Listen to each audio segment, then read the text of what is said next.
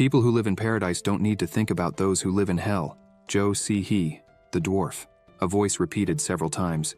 Go, go, go. A man says, go to the end. That was the right thing to say. A blood-soaked hand held an arm, as the same voice said, go, go. The man wondered what it would be like if he were the one thrown into hell. The blood, the hand and the arm belonged to this man. He was hurt and scared, staring at a system screen. He repeated, go to the end, because the system displayed, go to the end, alternate world. People who live in hell think about paradise all the time. The man kept staring at the system screen and repeating, go to the end. He begins to wonder why he didn't understand, why he needed to do this. Suddenly, the man collapses, everything goes black, and some voices start to be heard saying, oh my, Shinhyun and Unseol, are you asleep? I think Unseol was really tired.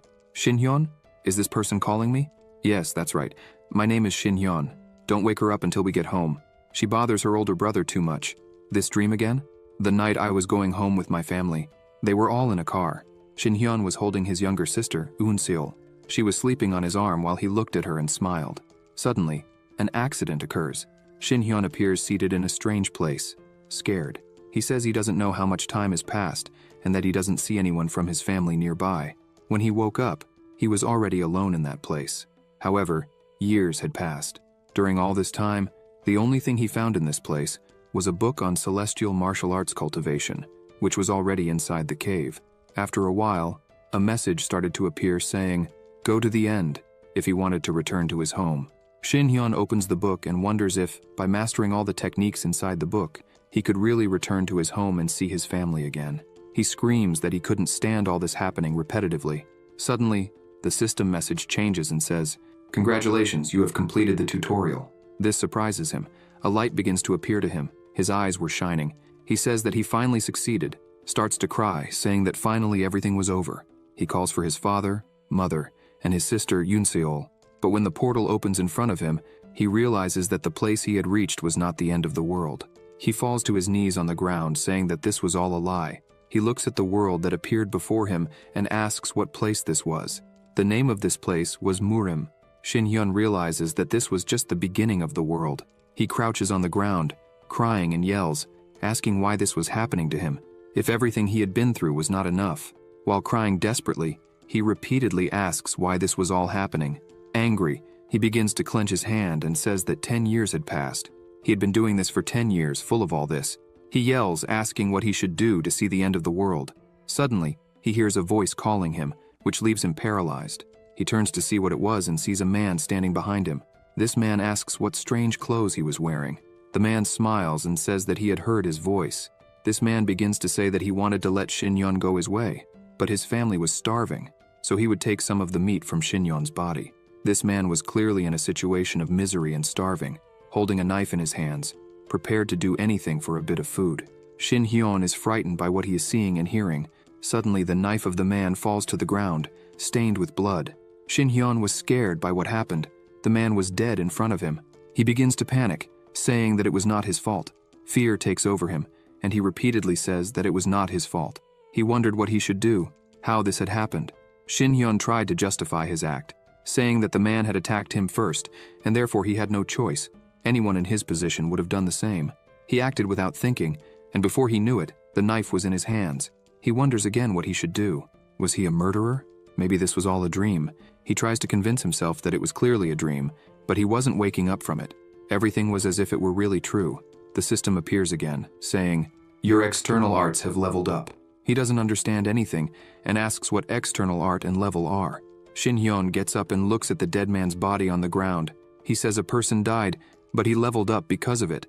Shinhyun begins to laugh louder and louder. He looks at his hands and says that when he saw the system message, he finally understood what he needed to do. The book opens with an energy around it. Shinhyun says his goal is to level up. Only then could he return to his real world. Shinhyun says he needs to reach the maximum level. With that, several swords appear covered in blood. A lot of time passes. In the present day, Shinhyun was a bit different. He was smiling and asks to be let see. Another man was kneeling, trembling, with a sword at his neck. This man was the leader of the demonic sect. A young man comes running, screaming for his leader's life. Shinhyun, now known as the Supreme Sword Emperor, asks the sect leader which generation he was from. The trembling man only says, Supreme Sword Emperor. Shinhyun asks if he is the leader of the 8th generation, because by his count, he had already killed those of the 6th and 7th generations.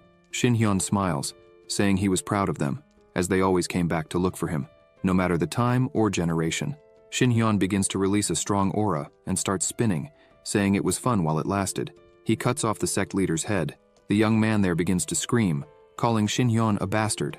He rushes to attack Shinhyun, but Shinhyun easily dodges and asks if that's something a follower of the demonic sect has the moral to say. Shinhyun grabs the young man's face with his hand, leaving the young man frightened. Shinhyun approaches the young man and says he had to admit his courage was indeed great. Shinhyun begins to use his aura again. The veins in the young man's body become visible. The young man is confused as his body isn't responding. Another huge wall of energy is created between the two. The young man looks at Shinhyun, who was smiling with a cold and frightening look. A murderous aura in the form of blood floated around him. The young man is completely paralyzed with fear. Shinhyun releases his head and tells him to only come back to him when he learns new demonic arts. Shinhyun emphasizes that the young man didn't need to worry about time. He could take as many decades as he needed for that, because when he came back, it was for them to at least have a fun fight. The young man, still paralyzed with fear, just listens to all this without moving a finger on his body. Shinhyun begins to leave, leaving the young man standing, surrounded by the dead bodies of his sect. Shinhyun says that now this young man would be the new leader of the demonic sect. Night falls, and Shinhyun throws his sword into a stone, saying that the sect leader this time was also nothing exceptional. He sits next to a tree and wonders what he could do to really have fun. He closes his eyes, complaining, saying that maybe he had to create a sect with supreme martial masters. He wonders why things were so boring like this. Suddenly, he opens his eyes and starts looking at the moon. He realizes that he has been living this boring life for 140 years. He remembers the last image he had of his family and says that it's been a long time, and everything that lasts a long time ends up becoming boring.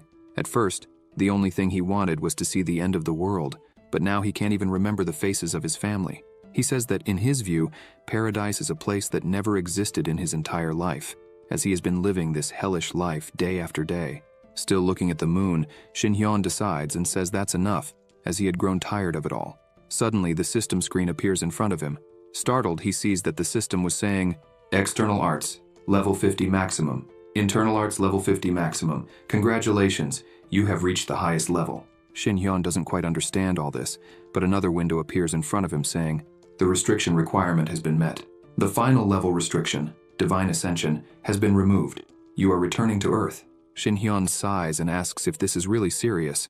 After such a long time, he starts laughing loudly and places his hand on his face, wondering if they felt sorry for him because he had given up. However, he stops laughing and looks forward with a mad look, asking if they were mocking him. He asks if Divine Ascension means that now he was at the level of a god. He begins to release his energy again and says that all this is very strange, because if he really had become a god, he should have rid himself of his carnal desires. He remembers his family and wonders if he had always been so full of emotions in his life. He says his family would probably be dead by now. So much time had passed, and therefore, he had lost the will to return to his real world a long time ago.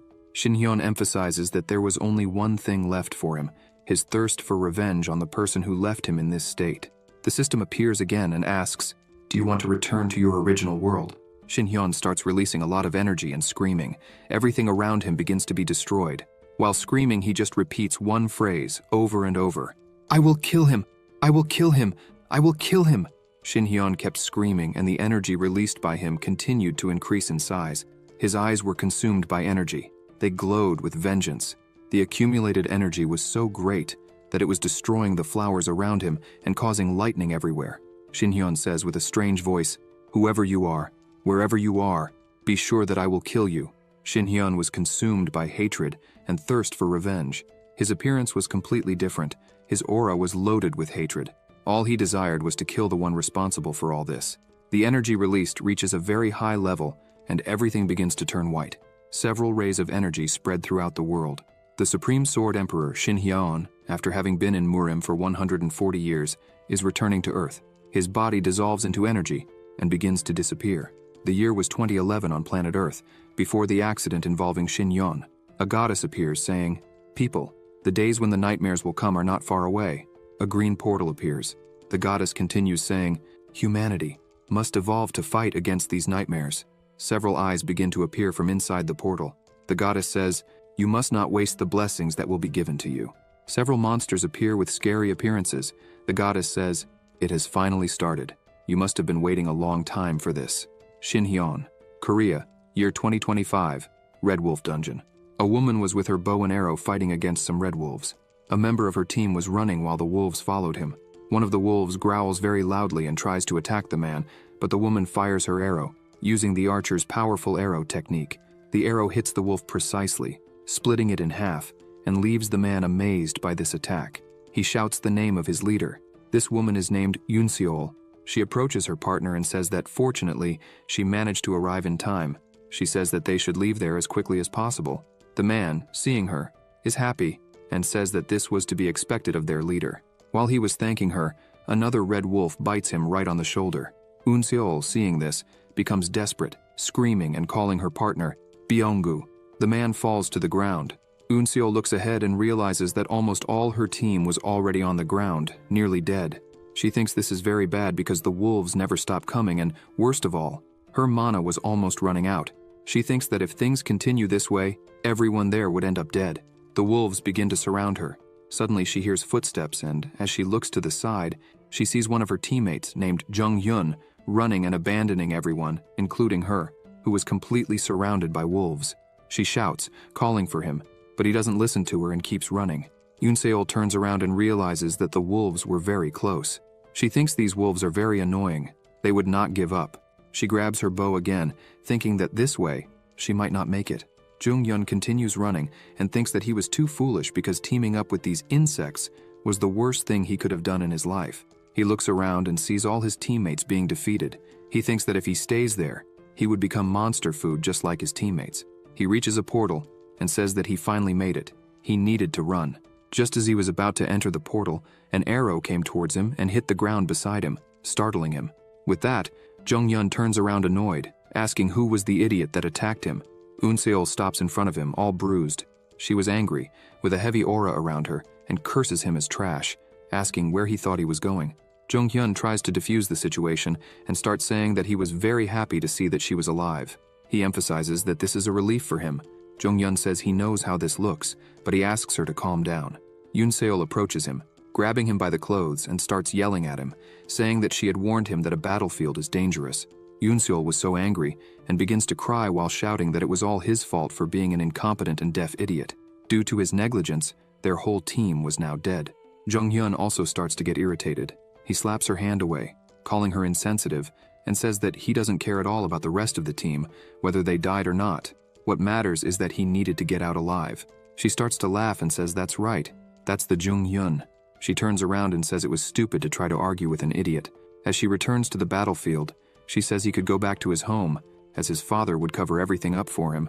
She looks at him again, angry about all this, and says she wanted to see if his father could cover up the situation this time, when they return to Aurora.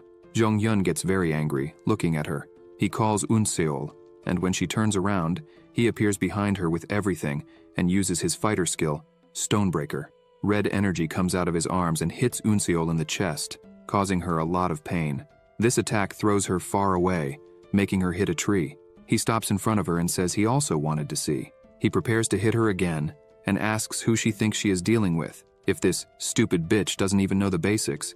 He grabs her hair, comes very close, smiling, and asks her if she really thought she was worth anything, just because she received some compliments. Jung-hyun looks at her with contempt and says that if she wants to make her name shine, he could help. Still holding her hair, he says, thinking only of reputation, leader Miss Yoonseol became a problem, so the dungeon invasion failed and the entire team was annihilated. Jung-hyun begins to release his aura again and says this story would convince. Yoonseol, without strength, just looks at it without saying anything. Jung-hyun advances to finish this conversation and thanks her for doing the best she can. However, a very strong lightning strike falls right behind him, startling him. A man appears in the middle of the dust that the lightning raised. He looks forward and realizes he was on Earth. He remembers that a system window appeared to him earlier saying, "You reached internal art level 50 maximum, external art level 50 maximum." A new window opens and says, "You have returned to Earth." He sees that he really has returned, starts to laugh loudly and shouts, saying that the reward for reaching the highest level is to return to Earth. That's pathetic. A very ridiculous hobby to have. He stops laughing and says he would kill the one responsible for this. He could be sure of those words. Jung-hyun looks at Shin-hyun and says he wanted to play the hero. Shin-hyun is a bit confused by this, as he did not choose to appear there. Jung-hyun is irritated, saying that he came out of nowhere, talking to himself, saying he would kill and blah blah blah. Jung-hyun asks about the teleportation, how he used it. He probably was a wizard. He points a finger in Shin-hyun's face and says he better start talking quickly about whom he is affiliated with. However, Shin-hyun ignores him and starts walking. Jung-hyun is annoyed, thinking this idiot was ignoring him. Shin-hyun notices Eun-seol on the ground, looks at her, and wonders if they were fighting to the death, as she looked like she was going to die. Looking more closely, Shin-hyun notices something and kneels down. Jung-hyun watches this, completely irritated. He thinks he screwed up, as this guy must have seen him trying to kill Eun-seol, and therefore he couldn't let Shin-hyun leave there alive, as no one knows what could really happen if he told other people what he saw there. Jung-hyun starts to release his aura again and says he doesn't know who this guy is, but his only choice there is to shut him up at any cost. Jung-hyun yells, trying to call Shin-hyun. However, he was completely focused on Eun-seol. He sees the necklace on her neck and wonders if it's the same necklace. He places his hand on her face. Jung-hyun yells at him not to interfere in their duel and says that if he kept quiet, it would be a great idea. Jung-hyun starts running and leaps, ready to attack Shin-hyun. He shouts that he would have the same fate as her. Shin-hyun begins to release his monstrous aura, and just with that pressure, he manages to stop Jung-hyun's attack, leaving him bewildered. Jung-hyun looks at him and wonders where all this dangerous aura he has comes from. Jung-hyun is scared seeing who is in front of him, as the sky was all disturbed, and a strong energy came out of him and went up to the sky. Shin-hyun starts to float, and the ground begins to break apart with the overwhelming pressure of his aura. Shin-hyun starts to say that there is no possibility that he hadn't noticed. Shin-hyun says that, first of all, Jung-hyun asked his name with a frightened look. He says his name is Supreme Sword Emperor, Shin-hyun. In seconds, he appears in front of Jung-hyun with a finger pointed at his eyes and energy at the tip. He says that even if he had told him that, it would not mean anything. Shin-hyun fires a massive energy at Jung-hyun, destroying everything in front of him and causing a huge explosion in the background of the forest. As soon as the glow fades, Jung-hyun's body was kneeling in front of him, but without a head. Shin-hyun says that's it. He is Shin-hyun, Eun-seol's older brother. He truly smiles for the first time in over 100 years. He begins to remember his childhood life. His mother says, "Eun-seol, are you going to keep throwing tantrums?" His little sister was crying with a teddy bear in her hand. His mother says, "If you keep behaving like this, I really will leave you behind. Gosh, it's getting dark." Until Shin-hyun comes near her and asks if she likes amusement parks that much. She says yes. He smiles and asks what they should do, because if they stayed there longer, it might complicate their parents' lives. She hugs her teddy bear and says that if they went back to their house, she wouldn't see him anymore. She asks when they would see each other again, because their parents said that now he wouldn't appear much at their house, because he would be busy studying a lot. Shin-hyun touches her head and caresses it, saying that she should know that he loved her very much, and even though he would be studying at the university, he would still come home to see her. He says that every time he came to see her, they would play in the amusement park. She looks at him with tear-filled eyes and suddenly smiles, saying then it's all okay. Shin-hyun says she's been a good girl, but now they need to go home. She agrees, but says he should carry her to the car. Shin-hyun puts her on his back, and the two start walking, smiling. Shin-hyun says it's good for him to enjoy carrying her while she's still not heavy. She says she's not heavy, so he could carry her every day. Night falls, and on the road was the family's crashed car. Eun-seol blames herself for it, saying that if she hadn't been so stubborn, if she hadn't been so annoying, if she hadn't insisted so much on going to the amusement park, their parents would still be alive. She looks to the side to call her brother and says that if this hadn't happened, her brother would not have disappeared these days. Shin-hyun was sitting next to his sister, healing her wounds.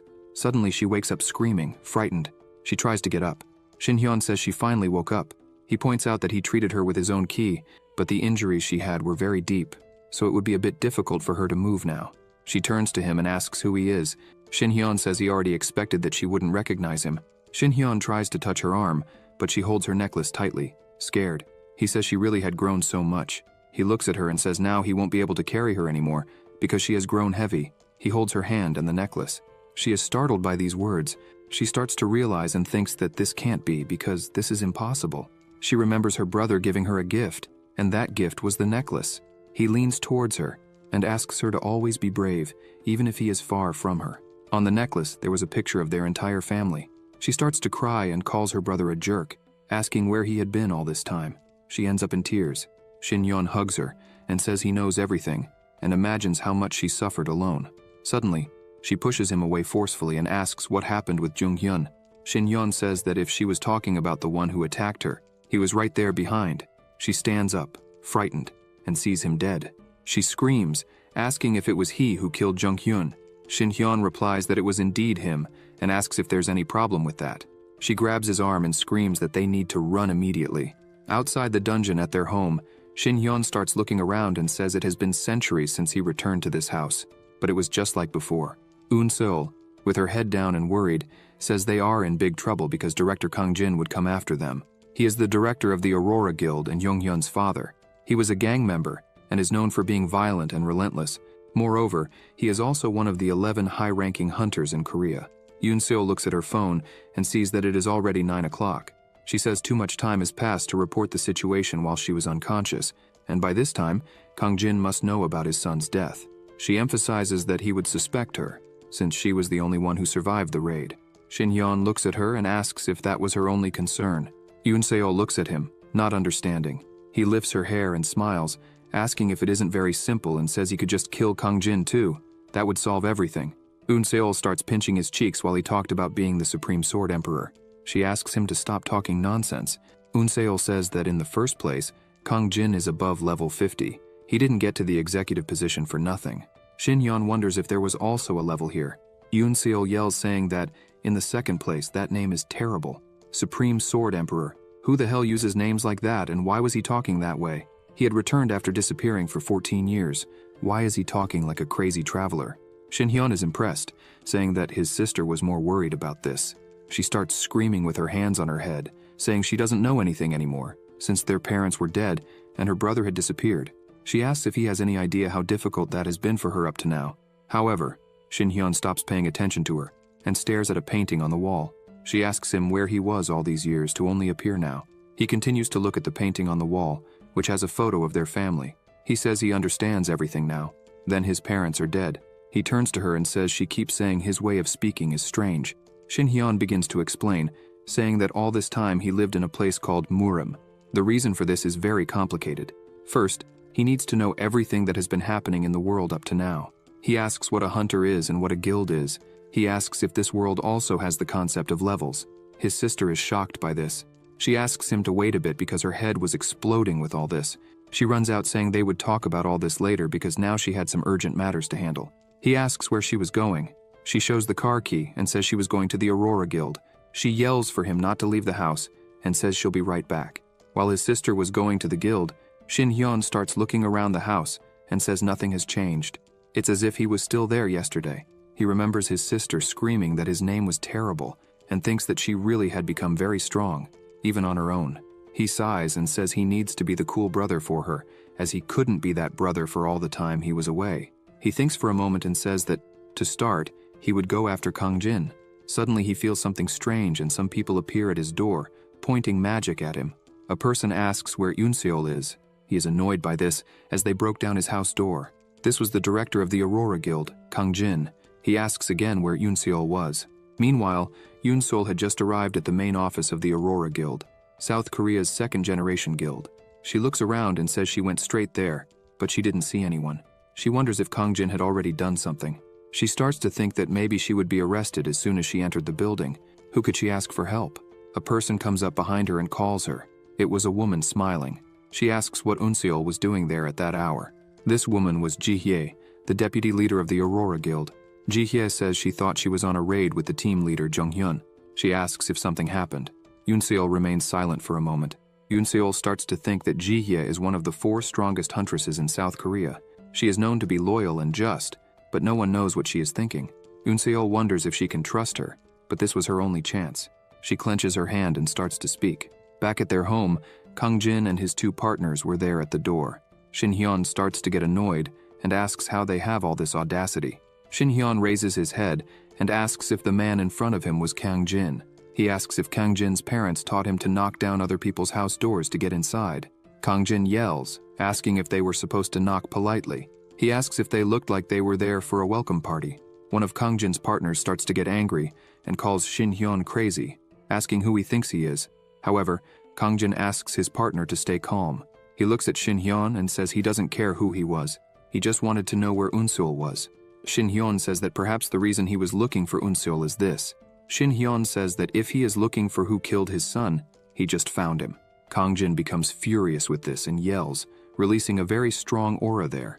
Jihye asks Unseol if the name of her older brother, who returned from Murim, is Shin Hyun. Shin Hyun gets excited about this and says that's exactly how it should be. He wanted to see if Kangjin was really all that people talked about. Kangjin starts to attack with a lot of anger, but Shin Hyun does not hesitate for a moment. Jihye smiles and says she would like to meet him right now. Kangjin tries to hit Shin Hyun, but he easily dodges. He notices that Kangjin's sword is coated with some mysterious power. The energy of the sword and the aura of the sword are similar, yet their origins are different. Shin Hyun wonders if this is the ability of those guys Unseol called hunters. He thinks a bit and remembers that Jung Hyun also used a similar power. Shin Hyun smiles and thinks it might be worth playing around a bit to experiment on him. Kangjin, very angry, uses his warrior ability, consecutive strikes. Shin Hyun doesn't move and just watches his movements. He lets the strike hit him, but nothing happens. Shin Hyun says he's figured it out. He notes that with the strength Kangjin currently possesses, he must be roughly at the level of a supreme martial master. That's actually impressive. Kangjin is shocked and wonders what the hell that was, as Shin Hyun stopped his attack with his bare hand, as if it were nothing. Moreover, he was even pushing him back. Shin Hyun starts to say that this means that in Korea, there are roughly 1,000 people at this level. Kangjin's partner tries to attack Shin Hyun from behind, but he disappears right in front of both of them and says that this is starting to get boring. One of them stays back and starts using fire magic. Shin Hyun notices this, but the fire is shot in his direction. This ability is called Fireball Mage. Kangjin just watches as his partner says that it finally worked. The other partner yells at Shin Hyun to prepare to die, but in the blink of an eye, Shin Hyun appears in front of him smiling and grabs his sword with his hand, saying this is getting more and more fun. With a murderous aura, he breaks the man's sword with his hand, leaving the man scared. He begins to release his overwhelming aura again, throwing the man back with the pressure. The man wonders how this guy is so strong. Who could he be? Shin Hyun just brushes off his shoulder and looks at the calendar, thinking that according to what his sister said, he was only gone for 14 years. Shin Hyun looks at the 3 men in front of him and thinks these guys were at the level of supreme martial masters. Even with 1,000 years of experience, an ordinary person would not be able to reach this. It takes someone born with exceptional talent to achieve such a feat. He wonders if humanity managed to reach the world of Murim in just 14 years. Moreover, that there are several supreme martial masters in this world is very impressive. Shin Hyun says that even with all this, none of them are as strong as the 10 great martial masters. Shin Hyun begins to laugh and says that, from what he's heard, the Jonghu ranking doesn't include him. Thus, he himself would reach the strongest possible level and remake the ranking from scratch. He alone killed the 10 great masters without difficulty. Back home, Unseol was with Jihye in her car. Jihye starts to think that normally she wouldn't hide anything, but now it's different. Unseol thinks that she still doesn't know if Jihye is an enemy or an ally, but when they met in the parking lot, Jihye said that if she helped Unseol meet her brother, she would help clarify everything that happened in the raid, including the problem with director Kangjin. This is an offer that Unseol couldn't refuse. Jihye lowers her head and thinks that she doesn't want Shin Hyun to be her enemy at all. Unseol notices that Jihye was thoughtful and tries to imagine what she was thinking. Jihye says she remembers Unseol saying that her brother had disappeared a few years ago. Unseol says that's right, it was in 2011, so 14 years ago. Jihye is startled by that time. She touches her arm and thinks that 14 years is equivalent to 140 years. She can't even imagine how strong he must be. Jihye asks Unseol what kind of person her older brother is. She replies that he is a polite and kind person. She smiles and says that above all, he was very intelligent with his studies. Jihye asks what studies. She says he passed XX University with a full scholarship. Jihye is impressed to learn this and says he must be a true genius. Unseol says he really is smart, but more than that, he's the type of guy who never gives up. Once he starts something, he has to see it through to the end. Meanwhile, back at their house, Shin Hyun points to one of the men and says he has a power that he has never seen before in Murim. Shin Hyun asks the man to try using it again. Meanwhile, another guy comes up behind him to attack with all his might, but Shin Hyun punches the man in the face without looking back, saying he wasn't fun. The men start to become afraid, but they attack again using their magics. Shin Hyun defends himself without even moving. He says they tried thousands of times these tricks on him, but none worked. He begins to raise his hand and says the tricks of the ice palace. Several ice dragons appear in front of the man, frightening him. In seconds, he freezes the man. Another guy, further back, fails to understand this level of power and begins to try to run, screaming and begging for his life. Shin Hyun looks at him just as the man reaches the door to leave the house. A barrier was holding everyone inside. The man despairs, seeing that he couldn't get out.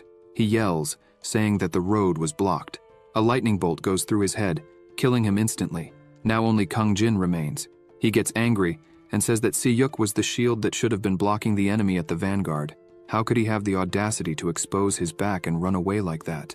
Shin Hyun calls him and begins to say that he thinks that bandits don't really care about loyalty. Kang Jin looks at Shin Hyun, frightened, because so far he used ice magic, barrier magic, and he even used some kind of magic with his fingers. Kang Jin wonders if this man was under the system of mages, but he thinks well and realizes that it's impossible for a mage to hold his attack with his hand.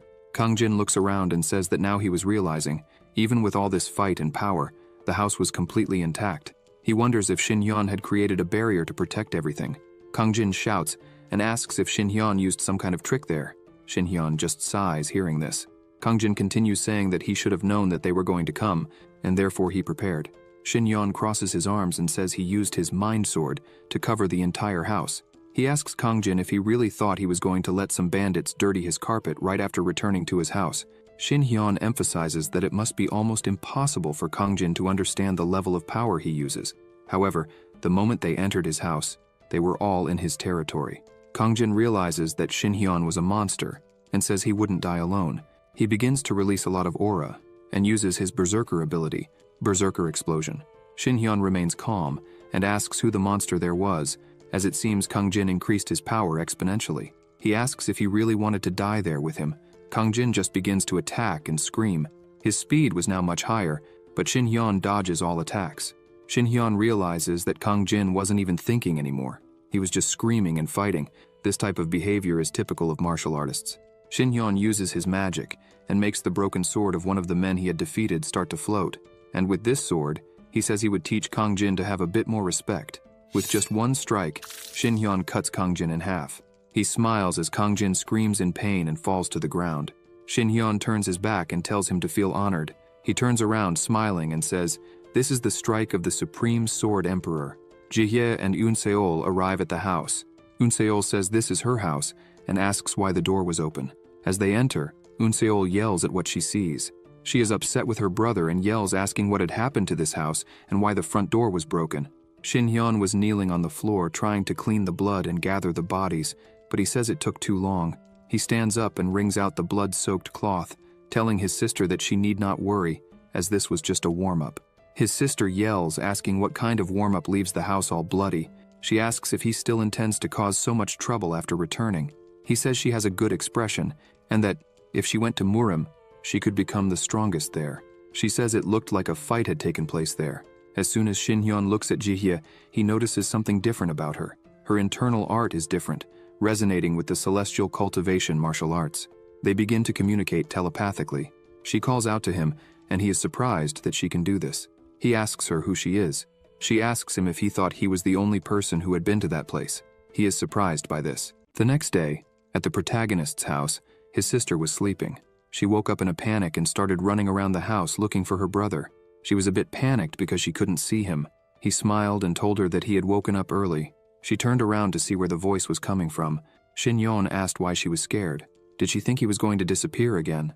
She felt relieved that this was not a dream and asked why he was up so early. A message arrived on his phone. Shin Hyun asked her to wait a moment. He checked the message and started to leave, saying he would be back soon. As he was leaving, his sister thought that it had been a week since her brother had been there, but she still felt it was like a dream. Eun Seol began to think about the vice leader saying that she had left nothing behind, and also told Shin Hyun that they would meet again. After that, some men in black came to the apartment and removed the bodies of the director and his subordinates. The next day, a report came out saying that Director Kang Jin had retired and disappeared. Eun Seol thinks that Ji-hye really fulfilled all their agreements. As her brother left, she looked on thinking that she was the only one who survived the raid, and therefore the guild would keep an eye on her. However, Ji-hye called Shin Hyun out of nowhere. Eun Seol wondered what she was after. She was worried about her brother and asked him to come back safely. Meanwhile, somewhere else, Ji-hye was sitting, waiting. As she drank her tea, Shin Hyun arrived at the place and remarked that she didn't need to worry about anything, since she always had guards walking with her everywhere. She smiled and said he was very observant, but they weren't watchers, they were guards. He sat down, saying it made no difference. As soon as he drank his tea, he recognized what it was. Jihye said that it seemed he knew about Yunshan Yinzhen. This Junshan Yinzhen was a tea served to Chinese royalty. Jihye mentioned she used to stop in Honam to drink this same tea when she was in Murim. Xinhyun laughed and said he liked straightforward people. Jihye began to explain that only 3 people returned from Murim: her, him, and the Twilight Guild leader, Taihun. She explained that the Twilight Guild and the Dawn Guild divided the Hunter Association. Between them, there was an abyss, and they did not get along. Jihye said she had discovered some things about this matter. Taihun had told her that in 2011, he woke up in a strange cave, and next to him was a book called Celestial Cultivation Martial Arts. As soon as he left the cave, he saw he was in another world called Murim. She asked the protagonist if the same thing had happened to him. The system seemed the same, saying, "Would you like to return to your original world? If you want, go to the end of this world." He thought it was exactly the same.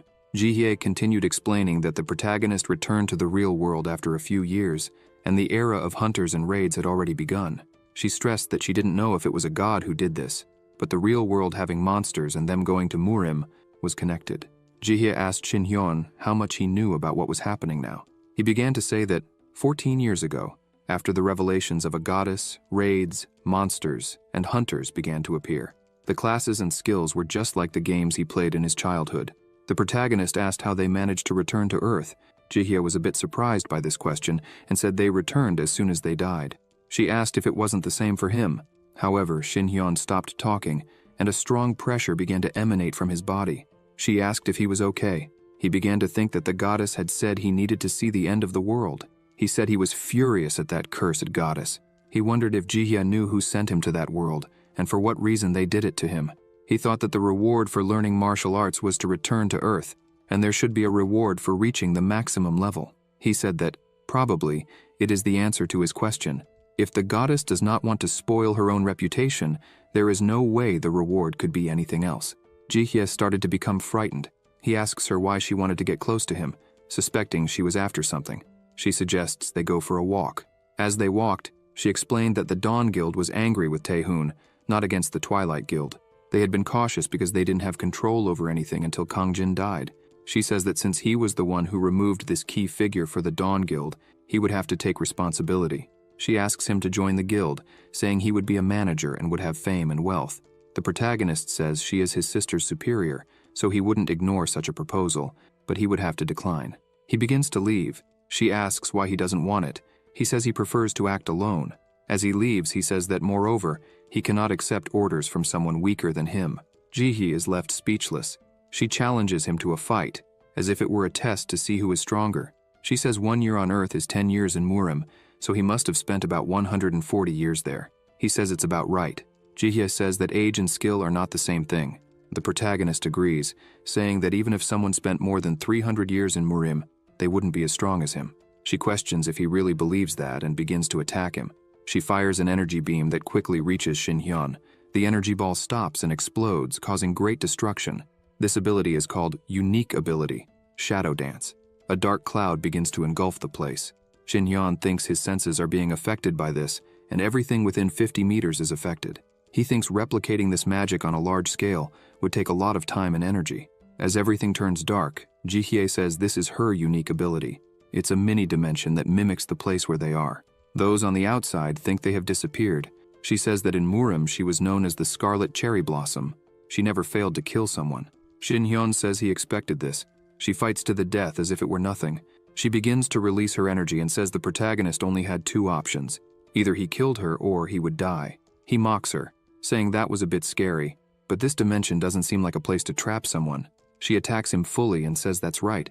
The two face each other. He easily dodges her attack. She continues to advance fearlessly and attacks several times very quickly, but with just one hand, the protagonist defends all her attacks. He continues to defend.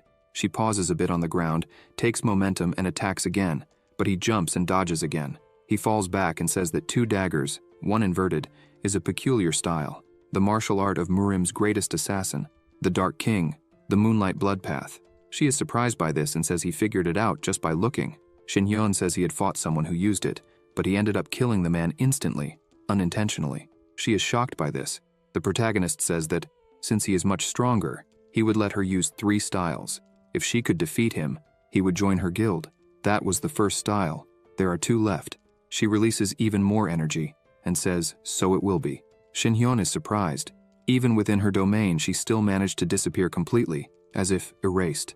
Suddenly, he senses something and starts to smile. He jumps, and where he was is destroyed. The energy and stones continue following him. He starts to release some of his magic and fires in the direction of her magic, destroying the magic that was following him. He begins to fly casually and says that was beautiful to see. Suddenly, she appears to attack him, but he defends again without any effort. Shin Hyun smiles and says that was the second style. She gets very angry. She steps back and says she expected as much. She says the strongest master, who died 150 years ago, was called Shaolin. Ji-hye says that Shin Hyun's strength can be compared to that of Master Shaolin, the strongest. The protagonist says if she says so, then it's fine. She gets angry because he acts as if it's no big deal. Her magic begins to rise from the ground again. She says that if she kills the protagonist, she would be the strongest in Murim. He mocks her again, asking if she is serious, saying that it left him speechless. Her magic continues to form around them. Ji-hye begins to conjure more magic. This technique is called Assassin Technique, Shadow Dagger. She prepares to attack, and her magic heads towards him again. He uses his mind sword. A blue ball forms, and its glow is extremely bright, destroying all of Ji-hye's magic without difficulty. Her body begins to cut from the pressure of his magic. The place begins to be destroyed, and a giant stone flies towards her. Ji-hye tries to defend herself, but her body does not respond. She closes her eyes, thinking she was being held by something. Suddenly, the protagonist punches the falling rock and completely destroys it, saving Ji-hye's life. He says that was the third style, so it's over. She is impressed by his strength. Shin Hyun looks at her and asks if she wants to fight seriously now. She begins to tremble and says no. She admits she was defeated. Ji-hye undoes her dimension and says she would never face him like that again. However, she wanted to know one thing. She asks what he did, because during the fight she felt as if she was fighting something she could never control. The protagonist sits down and tells her that her assumption was correct. In this space, she is the strongest among normal people. She asks why normal people. She asks what level he reached. The protagonist says the fight was really good, and for that reason, he would join her guild. The Aurora would provide materials and information for him, and he would help with his power. However, he would do this as an ally, and not as a subordinate. He emphasizes that he will not take orders from anyone. He wants to help, but no one will control him. Ji-hye says that's fine by her, but she wants a promise. She asks him to promise that he would never join another guild. He promises. He extends his hand to her and swears by his name, Emperor of the Supreme Sword. She thinks that name is quite eye-catching. The protagonist says he doesn't want anyone to follow him because he only accepted because of his sister and doesn't know what will happen now. Ji-hye says they wouldn't do anything that could bother him. The protagonist thanks her for this and notices that she was injured, so he tears a piece of his shirt. He apologizes for what he did and hands her the cloth. He says he only said all that because he wanted to see her fight seriously. She thanks him for the words, but says she only managed to fight with the intention to kill because of those words. He says he noticed that she was always aiming at his vital points. Shin Hyun asks why she wanted to learn the art of assassination among all others. She asks if he ever thought about that. She says it's the desperate thought of wanting to kill a certain someone. He just looks at her. He remembers the system saying, "Do you want to return to your old world? If you want, go to the end of this world." The protagonist says he knows very well what he feels, because he thinks that all the time. A dog stands on a small road. The man looks at his watch. He looks through the mirror and sees that his leader was coming. She gets in the car and he is startled by her state. He asks if she is okay and says it looks like she used the shadow dance. She says that not even with her most powerful ability could she scratch Shin Hyun. The driver says that's impossible. She says the protagonist is far beyond what they can imagine. Her mana was almost finished already. She begins to recall the fight and says he didn't even attack and she has no idea what he did to block her attacks. She says she lost. The driver asks if he joined the guild and if she would send him to the solar festival. Ji-hye says that to stop Tae-hoon, Shin Hyun will be essential. She remembers a man telling her to follow him because she needed to follow his steps as he is the martial god. She says without the protagonist, they were completely lost. The protagonist returns to his house and notifies his sister. As soon as he arrives, his sister comes running and hugs him. He is taken aback and asks what got into her. Shin Hyun looks at her and asks if she was trying to crush him. She yells at him, telling him to shut up. She lowers her head and says that from now on, he wouldn't go anywhere, nor would he do anything dangerous. He should just stay at home. He looks at his sister as she says she's afraid he'll disappear again. He places his hand on her head and says he understands how she feels, but he tells her that he was thinking about becoming a hunter. She makes a crying face and asks if he really wants to die. The protagonist places a mystical cube on the table and says that Jihye gave it to him. With it, he could have a hunter's status window. His sister continues to be angry, saying he was stubborn. He holds the cube in his hand to take the test. The cube begins to dissolve in his hand. Shin-hyun is confused, looking at the cube, until it melts completely. He wonders if Jihye is a scammer. His sister explains that it's supposed to be like that. Now he had to call up his status screen. He tries to open it, and two windows appear in front of him. On one side, in yellow, is the Murim status window, only he could see, and on the other side, the Hunter status window. The window says, Name Shin-hyun, Level 1, Class None, Life 100% MP 0, Status Preview Available Points 1, Strength 0, Durability 0, Dexterity 0, Intuition 0, Spirit 0. His sister stands behind him, looking at everything. As soon as she sees that he has no class, she is confused. However, she celebrates, saying that her brother is not a hunter, so they could live their normal life. Shin-hyun is confused and asks his sister why she is like this and what she means by that. She begins to explain that hunters are divided into 6 classes: warrior, squire, mage, cleric, archer, and assassin. If advanced classes are also included, there would be more, but these 6 are the basic classes of hunters. She explains that her class is archer, and her advanced class is sniper. People start with a basic class and cannot reject or change it. Yoon-seol points to her brother and says that he has no class, and this means that he received no class. That is, he is a normal person. His sister explains that a normal person can be a hunter, but the problem is the skills. She thinks she has to talk like this to make her brother give up. She explains that hunters need points to level up, and can only fight monsters with the skills they gain with points. Ordinary humans need a skill they get through a mystical cube. Yoon-seol says the cheapest technique is hand-to-hand, which costs 20 million, and with a sword, 25 million. Hunters with a class get this for free as soon as they level up, while classless hunters need to keep paying. She looks at her brother and goes close to him, asking if he had all that money. Suddenly he shouts that Jihye would give the money to him. His sister is angry because he hasn't given up. The protagonist thinks that if he hadn't made this alliance, he would have a serious problem. However, the real problem isn't that. He is bothered by not having a class, since he was a genius in Murim, and suddenly, he is a talentless hunter. That sucks. After this conversation, they went to Mount Chiak, which was a tutorial raid of the Dawn Guild, namely a rabbit raid. Yoon-seol hits one, causing it to explode. She asks her brother what he thinks. He says it looks like she needs to give her all to kill a rabbit. She says he knows nothing. Hunters who think like that always do badly in the future. Shin-hyun says it's impossible for that to happen to him, but he bends down and picks up a stone. He asks if it was a moonstone, and if it could make money. Yoon-seol says yes, since it is a natural resource that does not pollute and contains a lot of energy. For this reason, power plants disappeared gradually with the appearance of monsters. She asks her brother to be careful. Even though he says he is the strongest, anything can still happen. She looks to the side and her brother was killing several rabbits very quickly. She looks at him, thinking that everything she says goes over his head and flies away. The protagonist says he expected this.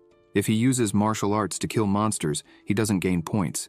He asks for his window to open, but everything remains the same. However, he notices a different icon. He wonders if he should have asked Jihye for something else. He opens the skill window. Dagger technique, skill type, passive class. Does not consume mana, rarity D, anyone can learn it easily. Personal skill. You have just learned a warrior class technical skill, the ability to use a dagger and perform direct attack techniques. You will only adapt the skill when using a weapon recognized as a dagger.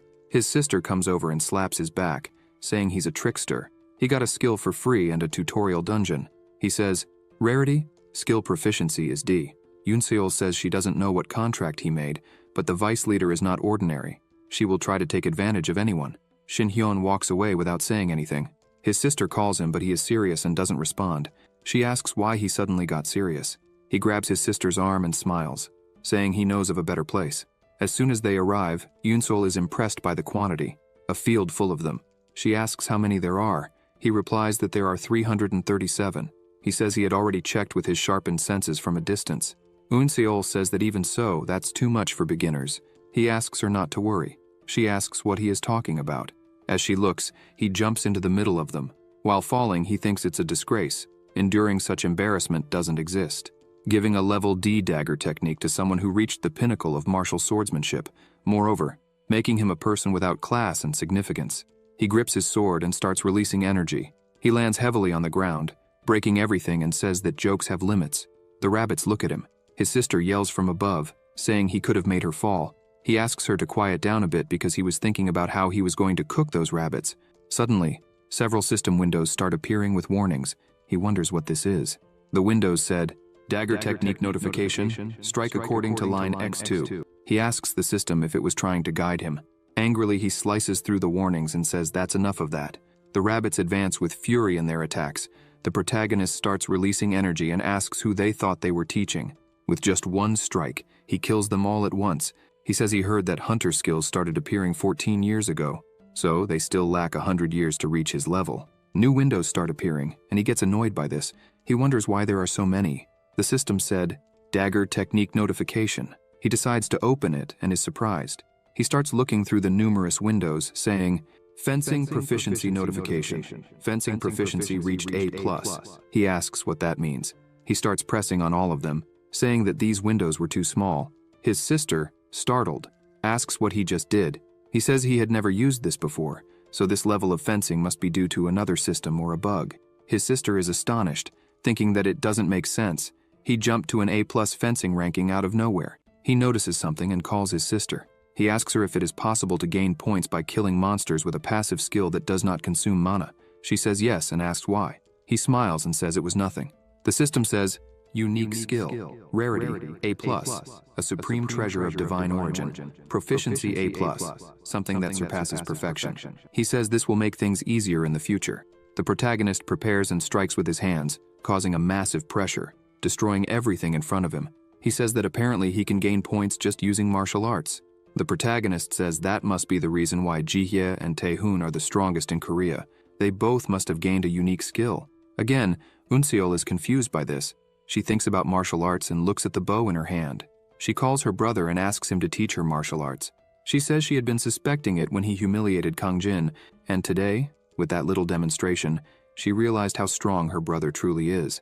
She starts saying that the events in the Red Wolf dungeon made her realize that unless she becomes much stronger, she won't be able to prevent such things from happening again. She was the team leader, and if she continues as before, this will keep happening, and she will lose everyone around her. Eun-seol says she won't be able to be as strong as her brother, but if she learns martial arts, things would be different.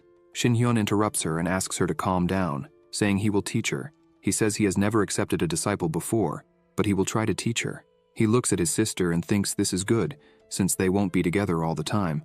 She needs to be able to protect herself, as you never know what might happen. He turns around and says that now that everything was settled, let the good ones follow me. His sister says she somehow knew he always wanted to say that. The two start running.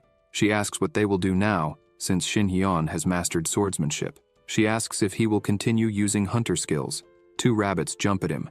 He charges at them, while his sister asks if he would use only martial arts. With a punch, he releases a lot of energy, causing another explosion on top of the mountain. His sister tries to shield herself from the blast's pressure. He says he's not sure, but one thing is certain. He has no idea what his future as a hunter will be like. He says he could increase his hunter level using martial arts. However, he still wanted to learn a special class skill. He thinks that Ji-hye managed to level up by merging her martial arts and assassin skills. Therefore, he needs to do the same. He looks ahead and thinks of something. Quickly, he jumps and advances alone against the rabbits. He begins to concentrate energy in his hand. He thinks any skill that resembles martial arts would be useless, but other types might be more difficult to merge. He considers that perhaps he could use magic. He throws a blue fireball and explodes everything on the ground. Eun-seol is startled and says he can't keep acting without thinking. He calls her and thinks that with magic, he has endless combinations to make. He tells his sister that he would become a mage. She thinks that her brother doesn't understand. He has no class and can't choose whatever he wants, while he thinks he is celebrating and singing. The protagonist opens the status system again and thinks that, after experiencing the hunter system, he noticed there was a huge difference between it and the one from Murim. He thinks that the Murim system windows only show his own status. His sister collects all the stones and says that now they don't need to save anymore. Shin-hyun continues thinking that he had no special function other than seeing the level and state of external and internal arts. Knowing the state is a great help for those who use martial arts. On the other hand, the hunter window shows everything: skills, endurance, and even mana. The interface is good and very detailed. The two systems are completely different, as if they were created by two different people with equal skills. The hunter system requires the person to fight monsters and earn points. The rewards come quickly, so it encourages growth. There are many wealthy people in this. Anyone can become strong if they try hard. On the other hand, the Murim system is much slower and more dangerous to become strong. Using this system, it takes a lot of effort, even putting one's life on the line to become the strongest, or one could be lucky and have a fateful encounter. The celestial god is a legendary figure who became a god through ascension. He created the celestial cultivation martial arts. This was the treasure of a legend that had long been hidden. When the protagonist woke up in the cave, he was too scared to realize it. But that, undoubtedly, was a fateful encounter.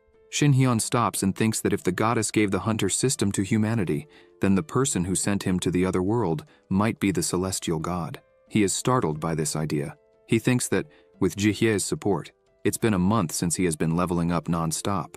A large chicken appears in front of him. He thinks that now he truly feels like he's back on Earth, or rather in Korea. Currently, he is at level 22 as a hunter. The protagonist says there is no food more Korean than chicken. While he was training, his sister was studying the 365 blood vessels of the human body. She also learned how to channel her internal arts. He thinks she has already passed the age to learn all this, but there's a way for everything. She asks what they are going to do now. He puts his hand on her and tells her not to worry and to vomit all the blood she feels like vomiting. His sister is scared and confused. He forces the chi channels and removes the impure chi. This is the only way to release her internal power. Afterwards, Yoonseol improved a lot. She was excited. The protagonist smiles and says that his sister almost burned him a few times. After a lot of training, they meet again. Jihye tells the protagonist that he is doing very well. She asks if he wants to formalize the agreement. Shin Hyun says she remains the same, direct as always. She says she's already explained before. She doesn't like being left behind. The protagonist asks what she wants from him, since it's been a while since she last called him. She approaches him, smiling, and asks if he would like to go out with her on a date. Shin Hyun, surprised by this, says it was the first date request he had ever received. However, he wasn't in the mood to go out. She smiles and asks him not to speak like that and invites him again. Jihye says a new dungeon has opened, and its danger level is 10. Therefore, they need strong people, level 45 or higher. She emphasizes that it's not possible to enter there with level 20 hunters unless that hunter was him. The protagonist asks why she wants to enter a dungeon with just the two of them. She says one reason is to take control of the high-level dungeon, but the main reason is that she wants Shin Hyun to grow as quickly as possible as a hunter. He smiles and asks if she would carry him. Jihye asks where he learned that. As it didn't match a veteran from the Murim world like him, the protagonist feels embarrassed and says he already knew that, but he's not old. Shin Hyun says she's not supporting him so much just because of the alliance. He then asks what she is planning by making him a strong hunter. She looks at him and asks if he has heard of the Solar Festival. It's an annual festival held by the Dawn and Twilight guilds. This festival is meant to have the guilds fight each other and determine which is the strongest guild in South Korea. Publicly, it is promoted as a festival to encourage harmony between guilds, but in reality, it's a gathering to assess and judge enemies. This way, they know if they can kill them or not. It's like a controlled mini-war. The two guilds are in an endless war to see who will control the dungeons. Ordinary people don't know what happens inside a dungeon because it's never disclosed. However, a war between the two guilds could happen at any moment. They are like a powder keg next to a bonfire. Shin Hyun asks why it all started. In his view, it's all an exaggeration if it's just about dungeons. Jihye says it's Taehoon's fault. Out of nowhere, he started waging war against them as if he were going crazy. She says Taehoon claims they need to follow a certain celestial god. This shocks Shin Hyun. He starts shouting angrily, asking if the celestial god was there, and what his connection was with Taehoon. Jihye, frightened, says she doesn't know anything, just that one day Taehoon received a message from the Murim system. Shin Hyun begins to ponder this, while Jihye says she doesn't know if it's true, as no one can see another's Murim system window. She says she doesn't understand. Even if he received that message, he shouldn't treat them so coldly. Jihye says that regarding the Murim world, they were the only ones who went through that. They look at each other, and she asks him to participate in the festival as an ally of the Dawn Guild. While the driver waits inside the car, Jihye continues saying that the balance of power between the two guilds has shifted in favor of Twilight because they have been forcefully taking the dungeons. If this imbalance goes public at the festival, it will be the end of the Dawn Guild. She sighs and says they lost their main warrior, Kang Jin. The protagonist feels guilty about this. He says he understands the situation, but she still hasn't answered why she wants to make him a stronger hunter. Jihye explains that the festival is broadcast live to the whole world. She points her finger at him and asks if he doesn't want to showcase his martial arts to the entire world, as it's difficult to prove the existence of Murim, and this would only provoke all the hunters. She nudges him and says maybe he is confident enough to handle the International Hunters Association. He says he can't say he's not, and mentions that she likes to nudge him. She says that's why he needs to participate in the festival using only hunter skills. He agrees. Jihye smiles and says she already knew he would accept, and now he would have a reward. The driver takes out a briefcase, and the protagonist asks what he accepted, as he didn't say he would enter anything. She opens the briefcase and says it contains all 6 mage skills he requested. Besides them, she had included 2 more high-level skills, one for a mage and one for a sorcerer. He thinks that sooner or later he would have to kill Taehoon as well, so this is a small victory for him. Suddenly, some papers start falling on him. He gets irritated and asks what the hell is that. Jihye says that, unlike in Murim, there are laws here, and these are the documents proving that he has an alliance with the Dawn Guild. The rest are about everything they have given and a guaranteed payment, and the other pile is for hunter registration and guild creation. Shin Hyun asks why he would create a guild. She says there are regulations for a freelance hunter to enter the festival, not to mention the verification of receipts for the things they gave him. She says the skill cubes cost more than a house, so if he understood everything, he just needed to sign. He says she wanted this from the beginning. Shin Hyun starts signing and complains, wondering how he got into this mess. He doesn't know what name to give his guild. Jihye says he would create this guild only formally, so he could name it anything. The protagonist names his guild No Limits. They start entering the dungeon, and he says he feels like he leaves his house only to enter dungeons. Jihye smiles and says, that's good. He's like a model student. They are already inside the Bushin bird monster dungeon. Jihye asks him to be careful because the birds alone aren't strong, but there are countless numbers of them. He says there are 3,000 of them according to his chi senses. She is surprised by this. He begins to release some of his power, and says that for him, the more the better. He starts moving, targets his enemies, and unleashes a massive amount of energy, destroying several at once. Jihye can't believe what she's seeing. She says it's only been a few hours since he learned this new skill. He says that mana and chi work similarly. She says she doesn't think so, and that if he overdoes it at the beginning, he'll run out of mana. The protagonist says that won't happen because he is the mage with no limits. She says he is just classless. Shin Hyun asks if there is always only one type of monster in a dungeon. Jihye says yes. He says all this seems a bit strange. Jihye says that since dungeons appeared 14 years ago, millions of them have emerged around the world. However, there has never been a case where 2 types of monsters appeared in the same dungeon. Suddenly, something very large hits the bird, throwing it hard against a rock and killing it. It was a huge dragon. Jihye screams that this has never happened before. Somewhere in the south, at Taehoon's house, he was feeding the fish. A man arrives and calls him. The man says he received information that vice leader Jihye is acting suspiciously. This man is named Chulho. He is a subordinate of the Twilight Guild. He says that she has been giving a lot of support to a rookie who recently joined the association, and she has also been going into dungeons with him. Taehoon asks what that has to do with him. Chulho says that, based on his research, this rookie is the older brother of team leader Unseol from the Dawn Guild. The name of this man is Shin Hyun. He had disappeared 14 years ago and recently reappeared. Chulho continues explaining, but Taehoon interrupts him and asks where he has been for those 14 years. Chulho starts searching but says no one knows where he was all that time. Taehoon says that apparently Kang Jin found out and disappeared immediately. He didn't retire as the news said. It seems he went to Yoonseol's house to avenge his son and died. Chulho is surprised and asks what that means and what he is trying to say. Taehoon says that Kang Jin is probably dead and Shin Hyun killed him. He wonders if Shin Hyun also came from Murim.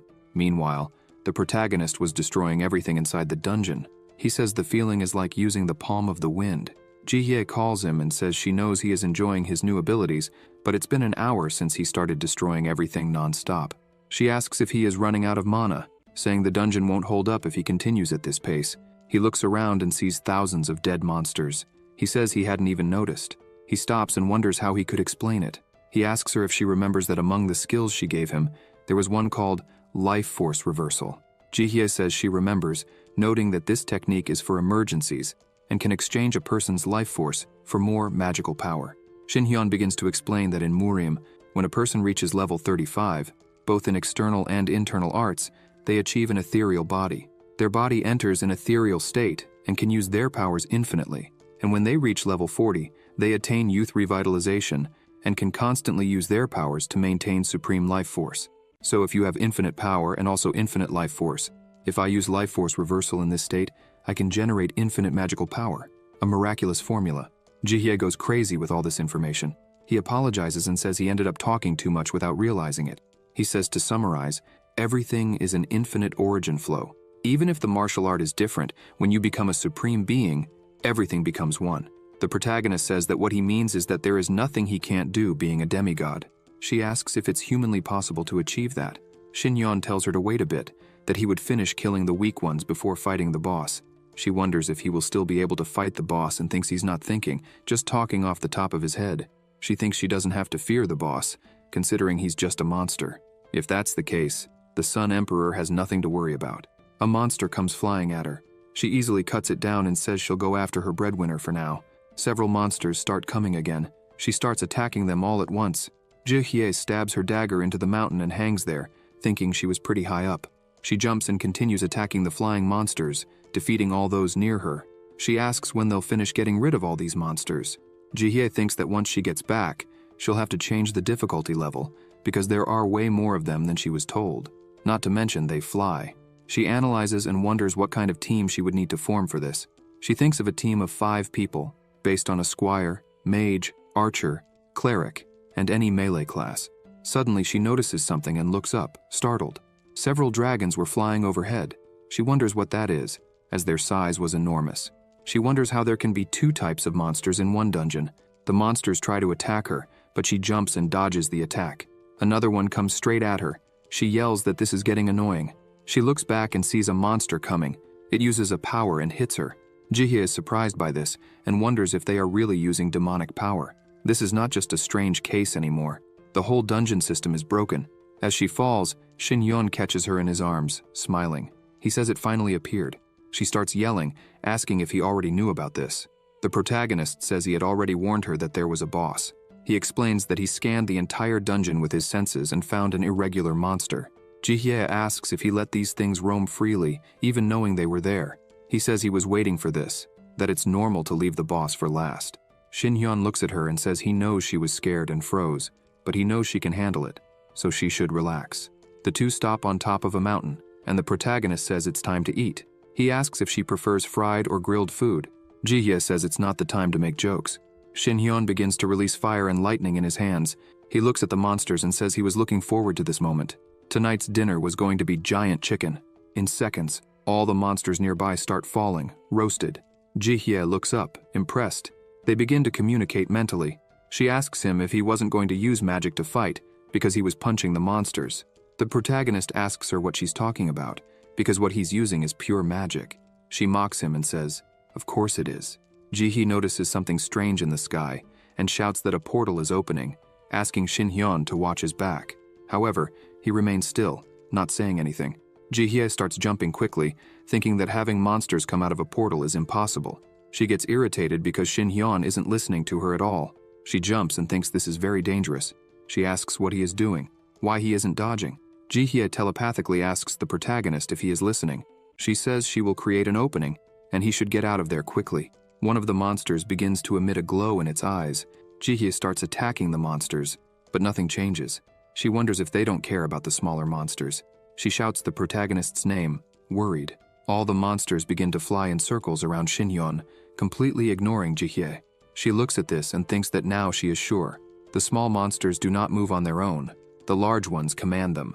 The proof was when she attacked, and the small ones stepped in front to protect the large ones, sacrificing their lives. She realizes this fight won't end until they kill all the big ones, but she doesn't know how she will get to them. Jihye keeps looking up and wonders if the protagonist is okay. She remembers and says that at the moment of her attack, she was sure he had looked at her. Jihye wonders if he didn't dodge on purpose. She sighs and says she'll never understand what he's thinking. Jihye thinks this is the first time this has happened in a dungeon. No matter how strong Shin-yeon is, it can still be dangerous. She says she needs to help him, but since he's flying, she can't reach him. She notices one of the small monsters flying and jumps on it.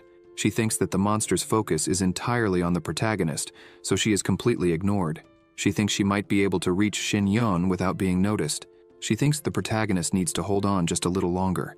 if she can kill the mutant monster that's controlling the others, but a monster comes toward her. Without noticing, one monster bumps into another, causing her to fall. Jihye looks down and sees another monster passing by. She uses her dagger to grab onto the monster's body. One of the monsters turns to her, smiling. She says that finally, one of them noticed her. She lets go of the smaller monster and attacks the larger one, saying it's too late. If it's one-on-one, no monster can beat her. She uses the shadow dance and darkness envelops the area. She wonders how long it will take to defeat all those monsters. Suddenly, a beam of energy passes very quickly beside her, startling her. As she looks ahead, she sees the protagonist releasing a massive amount of energy all at once. She wonders how he can release so much power out of nowhere. She thinks that the air swords magic he's using shouldn't be able to create so many at once. She looks at him and asks if this is the power of the ethereal body. Several swords form around Xinyan's body. He says it's enough of playing hunter. He controls all the swords, attacking all the monsters at once. The monsters start falling one by one, lifeless. All the monsters around him start getting hit and dying. Within seconds, the monsters disappear and several stones start falling, looking like rain. Jihye looks at this and thinks that thanks to the protagonist, everything ended in an instant. However, there was still a big problem. She thinks that maybe something like this could happen in another dungeon. Jihye thinks that currently, the system determines the levels of hunters who can enter dungeons based on the level of danger, but she doesn't know if this includes what just happened there. She stops and thinks better, and deduces that this is not included. A common group would be easily exterminated by these monsters. She looks at Xinyan and thinks that the festival is not a priority now. They need to start a major investigation. However, there is no way Taehoon won't take advantage of this opportunity. If she doesn't pay attention, they would be defeated in the blink of an eye. She feels confused, wondering what she should do. She looks at the blue stone the protagonist is holding. She asks what he is doing. He puts the stone in front of her and asks if she is going crazy. He was asking about this stone, which is different from the others. She says that this stone is a monster skill stone. He was lucky to get one. Jihye says it fell from a strong and large monster, so it must be a rare skill. He holds the stone in his hand while she mentions that the monster was quite large. She calls Xinyan and says she needs to tell him something. A month later, a group of men is talking on the street about the solar festival, the list that came out, and about a mysterious rookie. They say the rookie's name is Xinyan, and he became an internet celebrity in less than a month. Nearby, Chulho is listening to all this. The men say that this Xinyan is the Dawn Guild's secret weapon. Chulho lifts his head, sweating coldly upon hearing this. He looks at the building and says he is completely screwed. As soon as he enters the building, someone throws something at his head, shouting and asking if he was kidding. The man yells at him, saying that Xinyan was chosen as the Dawn's savior, and they don't know his level, class, or where he has been for the last 14 years. Chulho apologizes. This is an emergency meeting of the Twilight Guild. Suddenly, a man calls the director. This man is Taehoon. He asks the director to sit down. Once everyone is seated, he says that apparently the Dawn is anxious. He stands up and says they revealed this guy too early to be a secret weapon, but they will only know if it's true when all the cards are on the table. So, for now, they should remove him from the game. After the meeting ends, Chulho goes to a restaurant. He is very nervous and scared. He looks at his watch and says that he could arrive at any moment. Someone arrives at the place, and Chulho stands up and calls out to this person. He thanks the man for responding to his sudden invitation. This man is Xinyan. He takes a good look around the place. Chulho asks if he is well. The two shake hands in greeting. He starts talking haphazardly, asking if this man is Chulho from the Twilight Guild. However, he remembers that his sister asked him to speak more formally, so he asks if the man in front of him is Mr. Chulho. Chulho says that's right. It's a pleasure to meet him in person. However, Chulho thinks the protagonist is quite rude, but that's good, since Chulho's goal today is to get as much information as possible. He starts explaining the reason for the invitation. He starts looking for something in his bag while the protagonist watches him and wonders if they really need to worry about the Twilight Guild if a fool like this guy is part of them. Chulho puts something on the table. Xinyan asks what it is. Chulho starts explaining that this is an acoustic magic tool. If they press a button, a curtain that blocks all external sounds will form. The protagonist is impressed by this. Chulho says that their voices won't be heard from the outside either. The protagonist smiles and asks why he wants a private conversation. Chulho asks Xinyan if he came there expecting something else. Chulho explains that he heard about the No Limits Guild and says the Twilight Guild is interested in forming a partnership with him. The protagonist thinks he expected this. He asks Chulho if he didn't see his registration in the festival, which clearly states that he is with the Dawn Guild. Chulho says they are aware of this and also know that he receives full support from the Dawn Guild. He says that the hidden circumstances regarding the problem with Kung Jin are obvious, and that they also observed the raids he and Ji-hye did together. Chulho says that despite all this, the protagonist has not definitively joined the Dawn Guild. Instead of joining the guild, the protagonist chose to create one and establish a cooperative relationship. Cholo says that from this, he can deduce that there is a gap between him and the Dawn Guild. Cholo asks again for him to work with the Twilight Guild and says they can provide things that the Dawn Guild could never obtain. Shin-hyun smiles and thinks that Chulho is better than he had thought. His preparation is incredible, and it's hard to counter anything he says. However, Chulho begins to pick up the papers and says he can explain the circumstances and terms.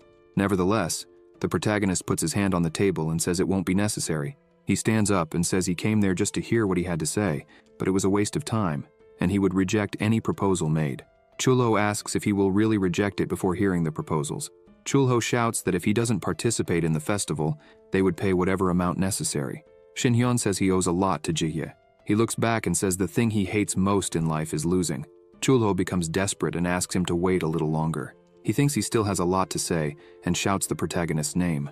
As soon as Shin-hyun leaves, someone takes off a mask and asks Chulho how long he will keep looking at the door. This man is Tae-hoon. He approaches Chulho and says he knows he told him to prolong the conversation as much as possible. He asks if Chulho forgot that he was listening to everything. Chulho apologizes, saying that Shin-hyun was very rude. Tae-hoon says that doesn't matter. He says it's strange. Shin-hyun is really a mystery. He wonders who this guy is. Elsewhere, Ji-hye is already aware of what happened. She says Tae-hoon must be pretty nervous now. The protagonist says he must have guessed that he came from Muram, but the name Supreme Sword Emperor didn't get that far. Shin-hyun says that as soon as he entered the restaurant, he could feel Tae-hoon's chi increasing. Apparently, Ji-hye was right in her predictions. She says Tae-hoon is very cautious, the type who gets more worried as the situation strays from his plan. He won't bother us for a while. The protagonist asks how the dungeon investigation is going. She says everything is going very well thanks to him. There have been no reports of strange phenomena since they left, at least for now. She thanks him and says that if he hadn't investigated the entire dungeon and found the boss, she would have died. He says he just wanted to level up. He asks if there is anything else he can do. She says there isn't anything in particular. She notices he seems a bit down and asks if something happened. He remains silent. His sister arrives and asks if he has finished talking and calls him to come back. He says he's coming. He thinks there's no other way. They go to the cemetery. His sister puts her hand on their parents' photo and says that her brother has returned home. He remains silent, thinking that coming to this place was a bad idea. He thinks he has become a completely different person than he was before. He can't cry, even in front of his parents' ashes. He didn't want to show this inhuman side of himself because it wouldn't be good for her. She notices he's a bit distant and asks if he doesn't feel anything. Eun-seol says he doesn't seem sad and asks if he doesn't feel even a bit emotional about this. He just stays silent. She gets irritated, but tries to hide it and smiles, asking why he doesn't say anything. She says it seems like he agrees with what she said. He apologizes to her. He thinks it's impossible to hide this from her. He says he has become a person who can't show what she wants to see. She gets angry at this and shouts, saying he's very strange. She asks why he is apologizing and what he thinks she wants to see. What she really wants is what he used to be to her. She starts crying and asks why he has changed so much, becoming someone so cold and distant. She says she doesn't know if he is still her brother anymore. She says that so much time has passed that it's hard for him to be the same person, but that didn't matter. She starts walking away and says she has lived very well alone until now. She continues leaving while he stands still. He thinks he definitely shouldn't have come here. He keeps thinking that his sister wants to know why he has changed so much. Well, he wanted to find that answer too. Why did this happen to him? Suddenly, a system window appears before him. He realizes it's a Murim system window with the word, "Why?" He thinks this can't be true. The celestial god appears. The system says, "Do you still assume the form of a human, Shin-hyun?" He is paralyzed by this. The protagonist continues looking at the system screen and asks why human and what the hell is all this.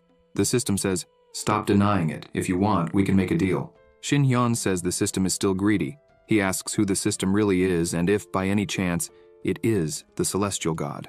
The system says, "I will end your life once more. Just wait." The protagonist calls the system an idiot and says he doesn't know who the system really is, where it is, or why it is doing this to him, but he can try. The protagonist starts laughing and says that when he finds the true being behind this, that being will experience the taste of death. The system says, "We'll see." Shin-hyun remains silent, and the system disappears. He stays serious for a while. He wonders if the system wants to take everything from him. Meanwhile, Unseol keeps walking. She turns back and is surprised to see her brother didn't follow her. She thinks he really is an insensitive idiot. A few days later, an overly excited commentator begins shouting, wishing everyone a great day, saying that the day has finally arrived. With all her excitement, she says that everyone has been waiting for the arrival of the heroes who would explore the dungeons and hunt the monsters.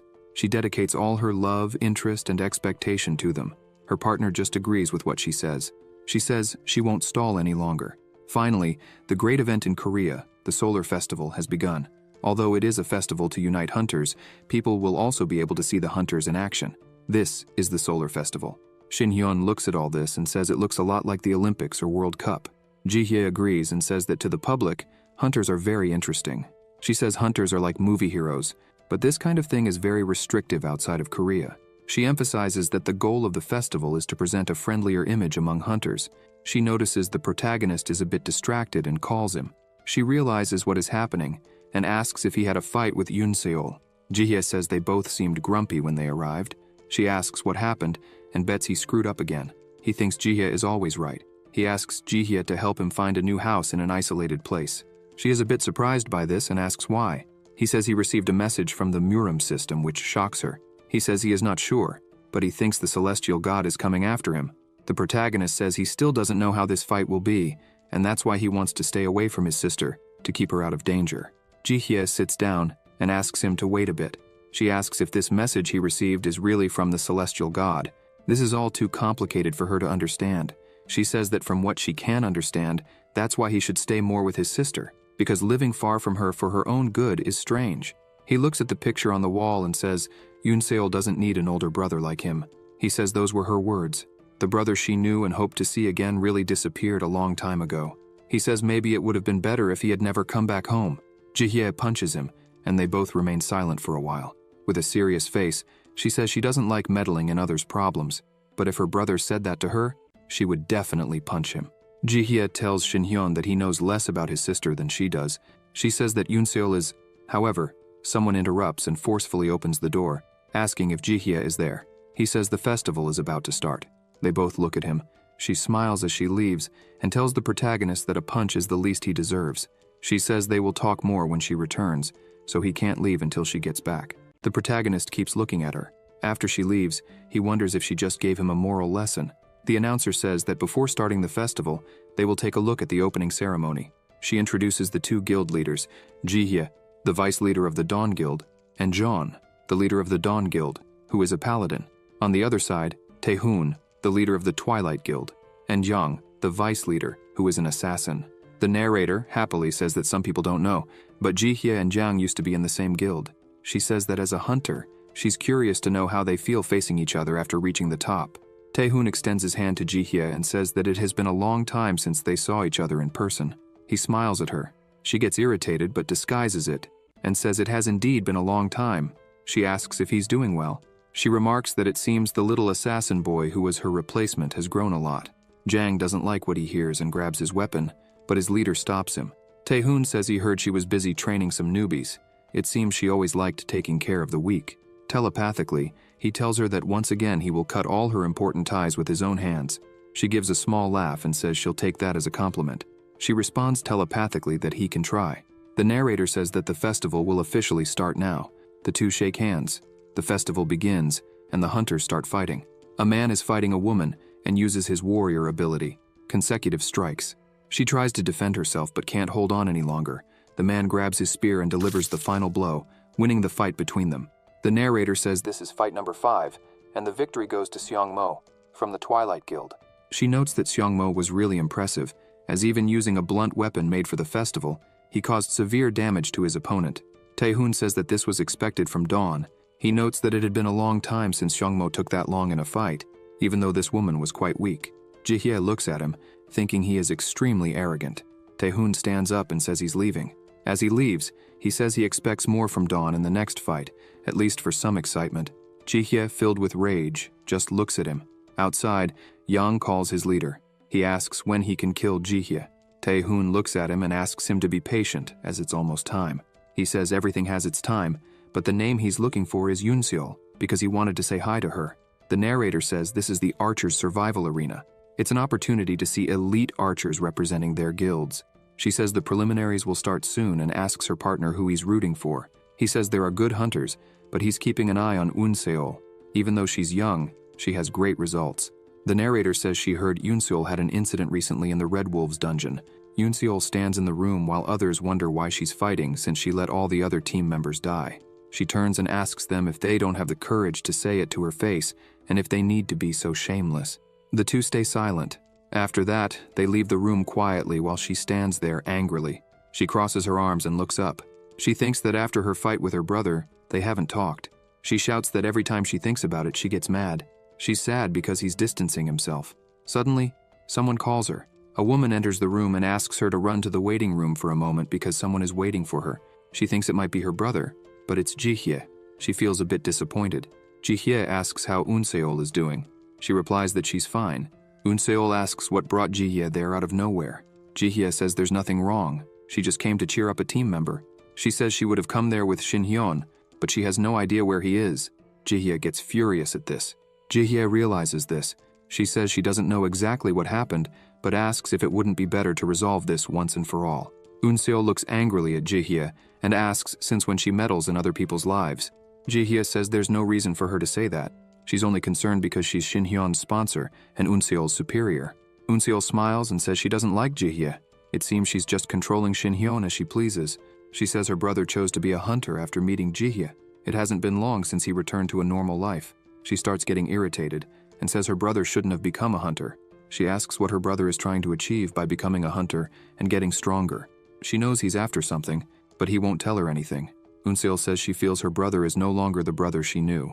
She starts crying again and says her brother is acting strange and distant. It is announced that the archer's trial will begin, and everyone should head to the arena. Unseol apologizes and says she didn't want to show this side of herself. She asks to be excused and starts to leave. Jihye says Shinhyeon didn't want to change so much either. She says she knows because she went through the same kind of suffering as him. She says he fell into hell and could die at any moment. Not to mention he spent a long time there. That's why he couldn't stay normal after that. Jihye says he stays distant because he doesn't want his sister to see this dark side of him. Unseol says that's strange. She asks why she has to hear something about her brother from an outsider. She turns and says her brother must think she isn't trustworthy at all, unlike Jihye, who is on the same level as him. Unseol continues on her way while Jihye just looks at her. She looks back and sees someone. She says she was wondering where he had gone, but he stayed there the whole time. Jihye says the protagonist said he would stay away from her, but he cares too much about his little sister to do that. He says it was a coincidence he was passing by at that moment. Jihye gets irritated and asks if that's serious. She says he's just like Taehoon. The protagonist doesn't understand. Jihye grabs him by the shirt and lifts him against the wall, shouting at him, asking why he can't be honest. Unseol is no longer the child he remembers.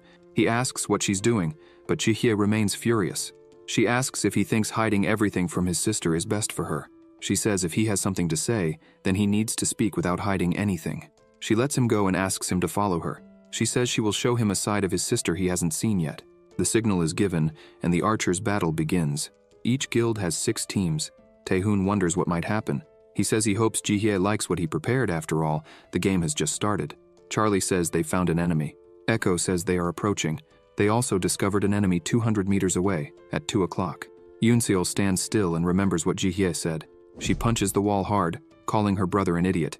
She says her brother thought she wouldn't notice just because he doesn't say anything, but instead of talking to her, he preferred to talk to Jihye.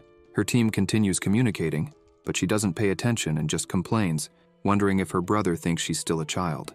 Unseol says there's no problem with the shooting range. Her teammates say the enemy is more than 300 meters away. Even if she were elite, it would be impossible to hit. They continue saying she should wait for reinforcements. Unseol interrupts them and says she'll handle it herself. She aims, and her team shouts her name. She fires a powerful arrow with her sniper ability, combined with martial arts, aiming at the loaded sword. The target sees the arrow coming but can't avoid the attack. The arrow hits him right in the chest. The 6th archer of the Twilight team, Hwang, is eliminated and out of the game. Unseol says the target was eliminated. Her team says it was a great shot. Still angry, she tells her idiot brother not to underestimate her. Unseol begins to remember her childhood, people saying she was a poor girl who lost everything overnight. She overheard people saying they couldn't find her brother's corpse. She gets upset and says that's not true. Her brother isn't dead. She was sure he was alive somewhere and would soon return to her. She prayed and believed in those prayers.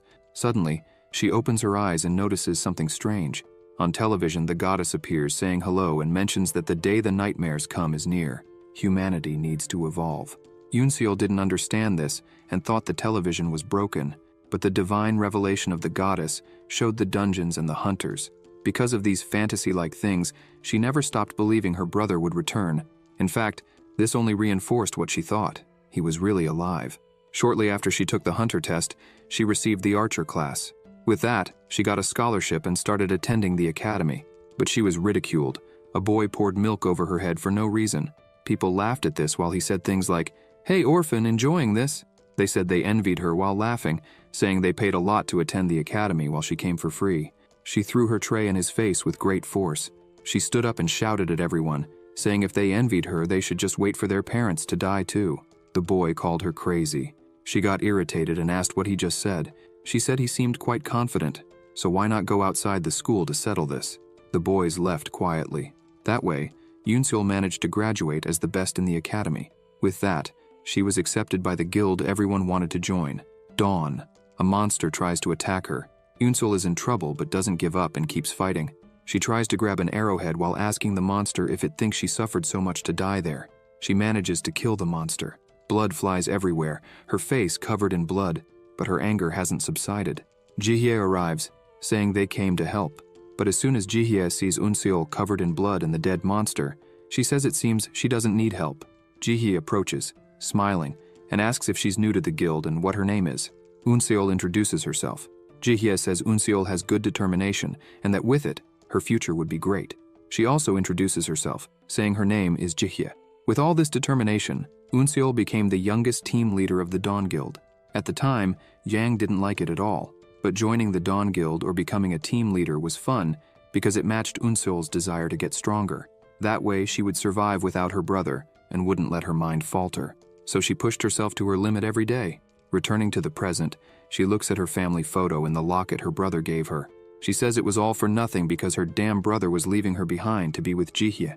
Unseol says that for her brother, who is good at martial arts, she isn't good enough. She shouts, saying she won't forgive him for treating her like a child. She isn't that weak. She looks around and realizes it's quieter than before. She tries to talk to her team, saying she will try to find a better spot. Suddenly she senses danger. Several arrows start falling where she was. She manages to dodge almost all of them, but one grazes her arm. A group of archers tells everyone to stop shooting because the target has been found. She looks at them, thinking the arrow didn't hit any muscle but pierced her skin. The arrowheads should be blunt. This shouldn't happen. She holds her bow with her bleeding arm and thinks maybe they're using real arrows. One of them approaches and says no one will help her since no transmission signal works there. She smiles and asks what help. She pulls the arrow from her arm and says she has never relied on something like this in her life. She throws the arrow and says she doesn't know why they went to so much trouble for her, but she knows that today they will die. She points 3 arrows at once at them, infusing them with energy. She looks at everyone and tells the little shits to try their luck. Their leader orders them to kill her. A rain of arrows comes her way. She jumps and dodges them all, leaving the others in awe. In mid-air, she uses her archer skill, scattered flying shots. With this, she defeats almost everyone. She wonders if she missed one because of her injury. Their leader is astonished, thinking she managed to hit 3 people from such an unstable position. Not to mention, the arrows she is using are the competition ones. He can't believe an archer could cause so much damage at close range. Snipers specialize in long-range attacks, shooters focus on targeting a single area, and rangers have the advantage in physical combat because they are agile. These 3 archer classes are like rock, paper, scissors. Each has certain advantages over the others. In this case, a team of rangers is completely useless against Unseol, a sniper. Unseol thinks her injury isn't hurting too much. She can still handle the rest of them. But then, another archer appears beside her out of nowhere. However, she moves very quickly, dodging all the attacks. She aims using her sniper skill. The shot goes straight at the archer, but he manages to dodge at the last second. She uses her boomerang shot skill, making the arrow change direction. The archer falls to the ground, gets up and shouts, calling Unseol an arrogant cow, but her arrow, which changed direction, hits the archer, making him vomit blood. She stands on top of one of the buildings while the archer falls. She looks at their leader, and they both stare at each other intently. But suddenly another archer stands up beside her and with all his strength, fires an arrow at her. The arrow moves very fast. She didn't notice he had shot at her. When she does, the arrow is already very close to her body. Suddenly, she remembers her brother telling her to use martial arts. Her hand moves quickly, catching the arrow coming her way. The archer can't believe his shot was caught by hand. In seconds, she is beside him with a serious face. She punches him in the mouth with great force, making him fall unconscious to the ground. She says it's all right. She turns to the leader and smiles, asking what she should do now that only he is left. She asks him to say his last words because she is going to skin him alive. Terrified, the leader surrenders. A man says reinforcements have arrived and hits the other team's leader with an arrow, defeating him. They say Yoon Seol did a great job on her own. She sighs with relief and thanks them. Yoon Seol asks why they took so long and they apologize. The announcers declare that the 6th round of the archer's survival has ended, and Dawn has won. They wonder what happened there and say that in the no-signal zone, where there were abnormalities, the hunter Yoon Seol defeated a total of 4 competitors from the Twilight Guild. That's amazing. The others on her team say she has been very strong from the start. She says she didn't want to receive any help. She gains an improvement in her sniper skill and clairvoyance. She looks up and says she survived thanks to him, her brother. The protagonist was in the plane, observing every step his sister took and protecting her with his telepathy. Ji-hye was with him and asks if he can see now. He says yes. She managed to get out of a crisis thanks to the martial arts he taught her. Ji-hye shouts saying that's not it. The protagonist says he was joking and admits Ji-hye is right. He really doesn't know his sister well. He remembers her as a child and says that now she has grown and become so strong, and that's why he won't treat her like a child anymore. He proudly says that strength runs in the family. Someone as strong as her could only be his sister. Ji-hye can't believe it but says that's right. She asks how he openly told her to use martial arts like that. Ji-hye says they were lucky the transmission failed. If they had encountered Tae-hoon, they would have had a problem. However, a drone was filming everything. Inside his office, Tae-hoon was shocked by what he was seeing. He immediately realized that those movements were martial arts. After the competition ended, there was a short break. People were running around and having fun at the festival. Yoon Seol was sitting, very proud of her victory, and asks the protagonist what he thinks about his sister's performance. He stays silent, pretending to drink. She asks if that's really how he's going to act.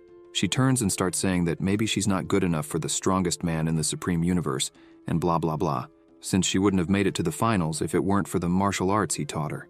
Shin Hyun interrupts her and says no. He says she was strong because she kept advancing on her own, both in martial arts and as a hunter. The protagonist apologizes for hiding so much from her. He says he wanted to try to be the brother he was in the past. He missed his young and pure sister so much that he couldn't see how much she had grown. Shin Hyun says his goal is to find the person or being responsible for his family's suffering, and for that reason, he became a hunter. He thought he could find the truth if he reached the highest level of a hunter, but he didn't want to drag her into all this. She says it wasn't that hard, right? It took him a long time to say all this. She holds up her pinky and says she wants to leave it all behind and asks him to promise one thing. She asks him never to leave her side again for anything in the world. He asks if he needs to say it. She says yes, every word. She says that for all the time he wasn't honest, she felt alone and abandoned. She asks him never to hide anything from her again. He smiles and agrees. They hook their pinkies, and he promises never to leave her alone again. She feels a bit embarrassed. Her brother calls her and says he wants to tell her one more thing she needs to know. His name isn't blah blah blah, it's Supreme Sword Emperor. She looks at him and tells him to shove it. Suddenly, an announcement is made over the loudspeaker saying that the grand battle will begin in an hour. The protagonist gets up and says he'll be right back. His sister tells him to go beat everyone up. She asks if he's really going to wear that outfit. He says his outfit is comfortable and asks his sister if she also noticed that the archers were deliberately targeting her. She says it's common to see the two guilds killing each other in dungeons, but she was still shocked because they did it so blatantly. She feels proud, saying that if they tried to get rid of her that way, it means she is the guild's secret weapon. The protagonist thinks she is really his sister. He thinks that in this case it's great. He remembers the system saying, "I will end your life once again." Jean meets Shin Hyun and greets him, saying that Vice Leader Ji-hye had already told him everything about him. He shakes the protagonist's hand and says that Ji-hye mentioned he would be the great weapon in the grand battle, so he was looking forward to seeing that. He walks away and asks if everyone else was prepared. Mentally, the protagonist asks Ji-hye if this is the amoeba-headed boss she mentioned. She responds by asking him not to underestimate this man because he is one of the best at level 60. The protagonist says that John is weaker than her. Ji-hye agrees with that. After greeting everyone, John says goodbye and says he's leaving. He asks everyone to prepare well. Ji-hye says the protagonist already knows, but he can't use martial arts. He replies that no one there would be able to differentiate high-level martial arts from magic, but he will keep that in mind. Shin-hyun thanks Ji-hye and says that thanks to her, he and his sister managed to make peace. She smiles and says she is relieved and wishes him good luck. The other members approach the protagonist and say they've heard a lot about him from the vice leader. They were counting on him. The two members keep praising him, but the protagonist doesn't hear a word they say. He is completely lost in thought. He thinks that no matter how he looks at it, it's always suspicious, those guys going after his sister. Clearly they were following someone's orders, and there's probably only one person who can give orders here. Suddenly, someone arrives, startling the two members. It was Tae-hoon. He apologizes for arriving during their break. Shin-hyun focuses on Tae-hoon, thinking that if it was indeed the celestial god who sent that message to him and Tae-hoon is his follower, then he cannot be ignored. Tae-hoon says it's a friendly competition, so he just came to say hi to them. The members say they understand, but they don't think they're getting along so well. Tae-hoon smiles. He says his performance was very bad and decides to tell the truth. He says he came because he heard there was a very strong person among them. He goes straight to the protagonist and says he's heard many things about him. Tae-hoon says it's a pleasure to meet him. Tae-hoon says they haven't met in person before. Shin-hyun looks at him and plays along.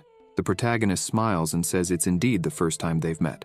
After they shake hands, Tae-hoon thinks that his celestial cultivation martial arts still don't resonate with the protagonists. He doesn't understand who else Yoon-seol could have learned martial arts from, if not her brother, and how this person could reach such a level without having gone to Murim.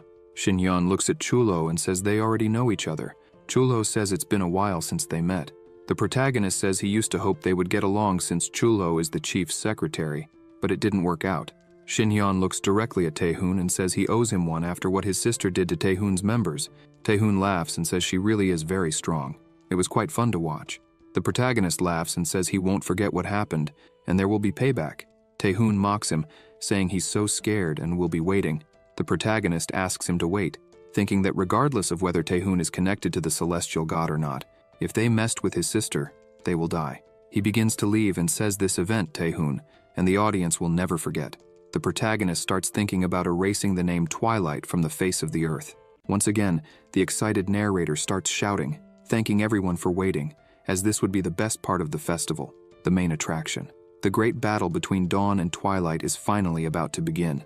She starts the introduction, saying that as the vanguard of Dawn, the super rookie who is the talk of the nation, who made a direct contract with vice leader Ji-hye, the leader of the No Limits Guild, the hunter Shin-hyun. The commentator gets excited and says there has never been a case of a hunter from another guild participating in the great battle. Who is he?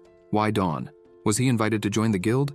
The other commentator says Shin-hyun's level, class, and achievements were all hidden, and this could be a game changer in the upcoming battle. She begins to introduce the vanguard of the Twilight Guild. The man who enters says that, as he heard, the protagonist indeed looks like he thinks highly of himself. The commentator says this is the genius mage of the Twilight Guild, the man with fiery charisma, the Dragonfire King Seong. He says he will roast the protagonist well done. The protagonist says that name, Dragonfire King, is very similar to the names of people who came from Murim. The narrator says it's Seong versus Shin-hyun, and the two face each other. The fight begins. Tae-hoon smiles. Seong remembers his leader saying not to finish quickly because they need to understand Shin-hyun's strength. Seong says that's what his leader said, but when he looks ahead, the protagonist is already flying. He says this is too much, that he is just showing off. The commentator asks what is happening there, as the fight has barely started, and Shin-hyun has already shattered their expectations by revealing his class, since levitation is a basic art of sorcery classes. She says this is quite provocative, a way to show off his advanced class. She notes that his magical control is truly incredible to maintain such height. Ji-hye looks serious, while Jean asks if that is part of the strategy. She stays silent, and he comments that it seems not. He's just showing off. The protagonist looks at Seung and thinks that he is at the same level as Kang Jin. If he could use his martial arts, this fight would be over in seconds, but he has to use only hunter skills. Even though he is at level 53, he still lacks experience with hunter skills, because he leveled up very quickly. The protagonist looks at the bench and notices Tae-hoon scowling. The protagonist thinks Tae-hoon is dying to see if he will use martial arts or not. He starts using his powers and tells Tae-hoon to watch closely. He launches his magic at Seong, but Seong defends everything with his barrier. Seong thinks that this shamanistic mana is not a basic mage class skill. He wonders why their investigation hasn't started yet.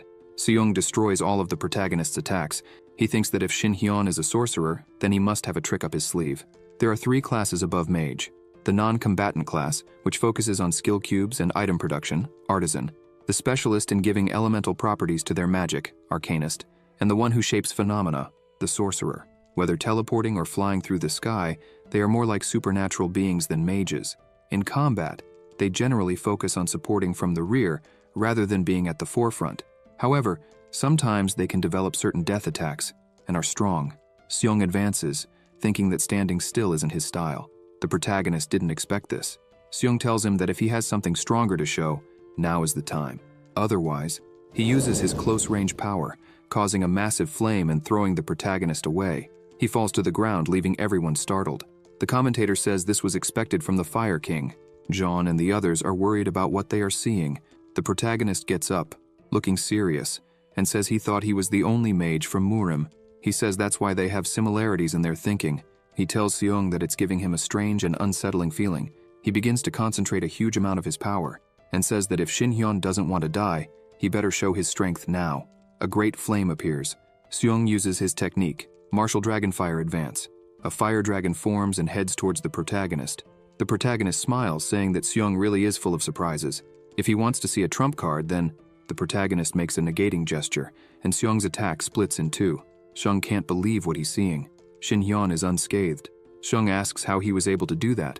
Everyone is open-mouthed, asking if what they saw was real. They say Seong's attack evaporated in the air. However, the other commentator says that's not it.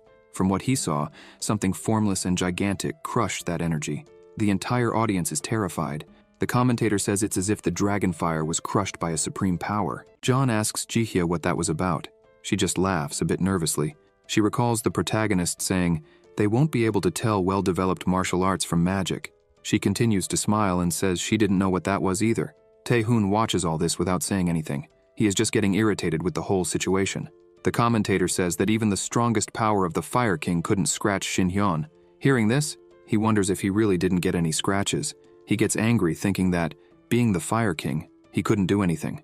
Seong loses control and attacks the protagonist, cursing at him. Shin Hyun defends everything, laughing, and asks if the Fire King is upset, but since he asked for it, he should handle it. Seong becomes even more enraged, charging with everything and telling the protagonist to shut up. The commentator says that now Seong was dominating the fight with a sequence of violent attacks, but the protagonist was defending them all with ease. She shouts, saying the fight is frenetic. The two stare at each other, but Shin Hyun was clearly calm, while Seong was full of hatred. The commentator says she didn't imagine two wizards could show such a high-level close-quarters fight. Seong tries to hit the protagonist, but he disappears, saying that all of Seong's anger was messing up his stance. The protagonist appears out of nowhere, and says that Seong was putting weight on his support leg, which meant he couldn't make big movements and lost strength in his attack. Shin Hyun knocks Seong down and says this is a fight at the Solar Festival, not a circus performance. Seong is shocked by this and asks how he did that. The protagonist goes up to him and says he has been practicing martial arts for a long time. He bends down close to Seong's face and asks if he's done, if this is really all he can do. Shin Hyun tells Seong he has the ego of a dragon, but is as strong as an ant. Seong gets completely irritated and says he will turn the protagonist to coal. Shin Hyun notices the attack and jumps to dodge. Seong loses control again and yells, saying he would burn his own body if necessary, but he would win this fight. Several dragon heads start appearing in the flames. This is his unique ability, Waltz of the 10 Fire Dragons. The attack heads toward the protagonist, who smiles and says, "Wow." He looks at the attack coming and says this will be a bit annoying to deal with. The commentator is impressed and says that Seong's unique ability completely swallowed Shin Hyun, making it seem like the fight would destroy the arena. The heat reaches her, and she says a heat wave was enveloping the entire place.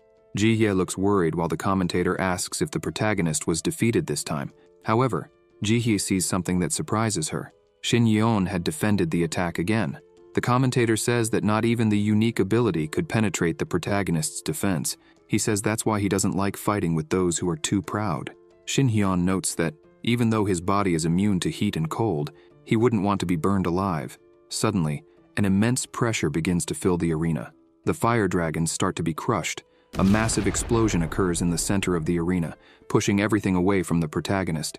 He starts laughing again and says that if the kid in front of him doesn't give up, he will die. The commentator says that, with the same power as before, Shin Hyun gets rid of Seong's unique attack in the blink of an eye. She screams, asking what kind of power this is, and her partner says that maybe this power is altering gravity. Seung falls to his knees and says that can't be possible. The commentators wonder if the protagonist can really control something as powerful as gravity with just magic. They say this is something extraordinary, a human controlling gravity. They wonder if Shin Hyun is a god. The protagonist looks at Seung on the ground and says this was more fun than he thought it would be, but now it needs to end. Seung is scared by this. Shin Hyun punches him in the stomach. The punch is so strong that it throws Seung several meters away. Shin Hyun smiles and says he's eager to fight the next opponent. Taehoon asks Seung Yuk who's up next. He replies that it's Knight Choi. Taehoon tells him to use that. The commentator introduces Knight Choi, the Twilight Spear who guards the central planes of the Twilight Guild. And this spear is now aimed at the Dawn Guild. He's finally here. The Twilight Spear, also known as the Wizard Slayer, Knight Choi. The commentator asks her partner if it's true that he has never lost to a wizard before. Her partner says that the warrior class has a high win rate against wizards, but he wonders if Choi still has magical techniques he hasn't shown yet. The two stare at each other in the arena. The protagonist smiles and asks if Choi really is the Wizard Slayer. The protagonist says he hopes he lives up to that name. Taehoon looks on, thinking that Shin Hyun is very relaxed. But this time, it wouldn't go as he wants, because as long as he is a wizard, he can't win this fight. The narrator announces the second round. Choi uses his Knight ability, Buff Enchant. He prepares to start attacking and quickly advances towards Shin Hyun, who manages to dodge. The narrator says Choi has already used physical enhancement on his body. With this, he moves fast and charges at his opponent. The protagonist says Choi is really fast coming at him like that. He starts gathering magic in his hand and says that even if Choi does this, he remains just an empty armor. Shin Hyun attacks, causing an explosion. However, Choi gets through all this and in seconds gets very close to the protagonist. Shin Hyun moves away as quickly as possible. He thinks that Choi, in addition to being fast, also has good defense, not to mention he's determined to win. The protagonist thinks fighting in the air might be a good choice to win against people like him. Choi slams his spear into the ground and uses his Knight ability, Attack Leap. He leaps and charges again. Shin Hyun is startled by this and creates a barrier to defend himself. However, the barrier starts to crack, alarming the protagonist. An explosion occurs in the center of the arena. The narrator says Choi is truly incredible. He didn't let his opponent fly, preventing him from fighting freely. The ground is all broken under the protagonist, who is surprised. He says he doesn't remember the last time someone managed to hit him. It had been centuries since he last took a hit. Choi steps back. Shin Hyun gets up and says that if he could use martial arts, he could finish this with just one blow. However, this is becoming too troublesome for him. Nevertheless, he says it's okay since they want to see what he's capable of, so he will show them a bit. He uses his ability again. The narrator screams, asking if he's going to use that again. She says that Choi, who hasn't stopped attacking until now, will finally stop. Taehoon just smiles at this. Choi puts his spear on the ground and bows his head. Suddenly, he raises his head and looks directly at the protagonist.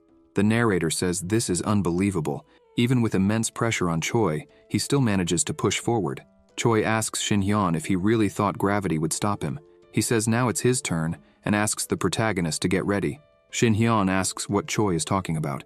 He asks when he said he was using gravity. With a flick of his finger, a force hits Choi, throwing him to the side and breaking the ground. Choi screams with his armor shattered. Jeon and Ji-hye are surprised by this.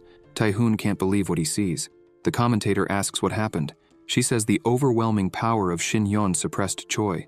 She asks again what is this ability that the protagonist is using. Shin Hyun looks at the defeated Choi and says he's tough and should be proud for lasting so long.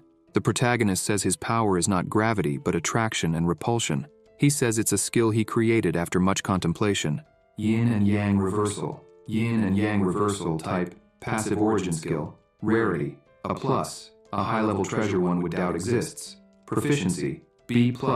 This skill can be used unaffected by external factors. Linked to the magic attribute, Void.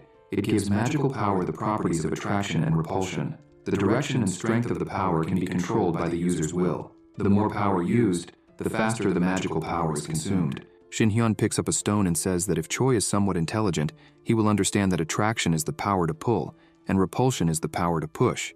He says it's a bit complicated to explain, but that's the essence of it all. The protagonist says he can use force to bring his opponent to him. Choi says Shin Hyun made a mistake, and the protagonist is confused. Choi begins to get up and says Shin Hyun shouldn't have decreased the distance between them. He uses his origin ability. Taehoon telepathically calls Ji-hye and asks if she knows why Choi is known as the Wizard Slayer. He says it's because of a special ability. Jihye is frightened.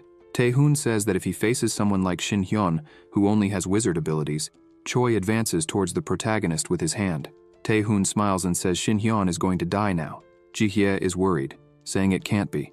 A system screen appears in front of the protagonist, saying, "Counterspell. System alert. Unable to use magic for the next 10 seconds. Shin Hyun asks what that is. Just before the fight began, Sung-yuk met Choi in the locker room and told him to use the counterspell. He says this is not something he would like to show in public and asks if he really needs to do this. Sung-yuk says that the guild leader believes Shin Hyun is hiding something, not to mention that someone who controls something as powerful as gravity is too powerful to do nothing, and that's why Choi must kill him. Back to the fight, the protagonist feels a bit cornered. Choi advances, determined to kill him.